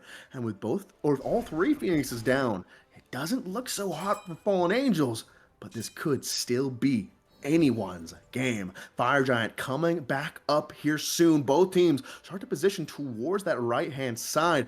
Minions of Tiamat pushing up and left to kind of keep it safe, keep it locked in. Eternal Vanguard very much with the advantage. Yeah, Vanguard, they don't even need to start this Fire Giant up. All they have to do is keep the Angels here. If the Angels want to fight, fine. Let them step forward, but disengage. Don't allow them any kills. Just keep playing, keep away with your team, because you have 3 lanes of Firemans. And Reed, let me tell you, those things hurt quite a lot. If they get on top of this Titan, it's just wraps. And now Slick has shown himself on map. That means Vanguard can look for the fight afterwards. Fire Giant pulled half HP already. The Fallen Angels want nothing to do with it. Giving up this Fire Giant with 3 Phoenixes coming up here very soon. What can they do to staunch this siege coming out from the Eternal Vanguard? I'm not going to lie, Reed. I think their best bet was to try to make a play for that EFG, to try to just keep it out of the Vanguard's hands. Now, things are a lot more difficult without it. I don't want to see the Vanguard look at this Fury. I don't want to see them look at this beacon. Guys, ignore the beacon. It can't kill the Phoenixes, so just ignore that one entirely. All this is really doing right now is spending EFG time and giving the Angels that much more time to prep their defense. Make no mistake, the Phoenixes still going to be very low on the side of the Angels. It's still a simple matter of walk in and burst them down. Does mean that Vanguard now have that little bit more work to do. It means the Titan is a little bit tankier if they decide to go straight for it. Beacon comes through, puts the Phoenixes very low, doesn't change anything. It's still time you have to waste on those structures. Time is what Fallen Angels are trying to bide for here, as Eternal Vanguard do start the aggression into the left-hand Phoenix. Honor popping beads, leaping on out of here. Expert takes up another kill with Pluto behind him. Now C-Space will go down the way as well. 2 down the side of Fallen Angels already. Make that 3. Can we see a 4? It seems like Ian gets wrapped up into the powwow. Slick is just looking for the Pluto, but gets caught by the timeline. Slick goes down. That's a deicide. Eternal Vanguard are gonna take this home. There's nothing standing before them and this Titan, except for their hubris as Hercules goes into the fountain. That's gonna be another win the side of Eternal Vanguard, setting it 2-0 and giving them the set. Man, what a turnaround for the Vanguards. This team, I think patient is the only true word that can describe them at this point. It looked a little rushed at times in the early game, and indeed in the mid game, and I'm not going to lie, as well in the late game. But they found their footing. They recognized the mistakes that they were making, and that's the most important thing you can do as a team in the competitive setting, is recognize what you're doing wrong and be able to adapt it and change it on the fly. They recognize they weren't winning these fights. Adora was going too deep. He was getting too aggressive, and it wasn't paying off. So instead, they take a step back. They say, all right, let them walk up to the Fire Giant. Let them start it, and we just answer them there. We have the secure. We have the steal. Let Pluto charge and do his thing, because they can, by far, 9 times out of 10, out-secure anything that the Fallen Angels can throw at an objective. And that's exactly what turns this game around. And from that moment, the instant they got the EFG on their bodies, that was the game. They took full control. They sieged everything, left nothing standing for the Angels to try to hold on to their lead with. And at that point in the game, it was just too late. The lead meant nothing, had evened out. Sure, the gold existed, but it couldn't buy anything. You were left with nothing. If you would have told me 10 minutes ago that the Eternal Vanguards would somehow turn this around, I would have never believed you, yet somehow, some way. Like how the fallen angels somehow made a way to do the impossible and steal objective after objective, the Eternal Vanguard proved that they could do the impossible as well and turn around a game like that. For about 35 minutes there, it was fallen angels all the way from minute number one. And just one slip up at the EFG, and it all came crumbling down. As we look at the details here, is there anything that stands out for you, Spooky? I mean, my eyes have to go to Pluto on this Toph. This was their first pick. The Eternal Vanguard banned away the Kukulkan and left this Toph up in the hopes that they could snatch it for themselves. And by God, what a showing it put in. I don't think we really saw the Palau final judgments that they had initially drafted for, but it still did everything that it needed to do. Once again, St. Thomas put on a good show of damage as well. I really want to call Expert too, who swapped from mid back into that solo lane and really did a phenomenal job of buying space and time for his team. A lot of those ultimates, we saw some 4-man ults, some 2-man ults, and they didn't really find kills. They didn't set up a winning team fight, but they did give Vanguard enough time that the Angels weren't able to get objectives off of it. And ultimately, that's what puts them in this position. Folks, the Eternal Vanguard have turned it around, securing the 2-0 victory versus the Fallen Angels. And folks, that's going to be it from us once again. This is QSL. My name's Really Reed. This was Spooky Mars and Vile on production. Folks, thank you so much for spending your night here with us. And please be sure to tune in once again. We've got podcasts on Wednesday. We've got games from Friday, Saturday, Sunday, and Monday. But like I said, that's it for us tonight. And each of you, have a good night.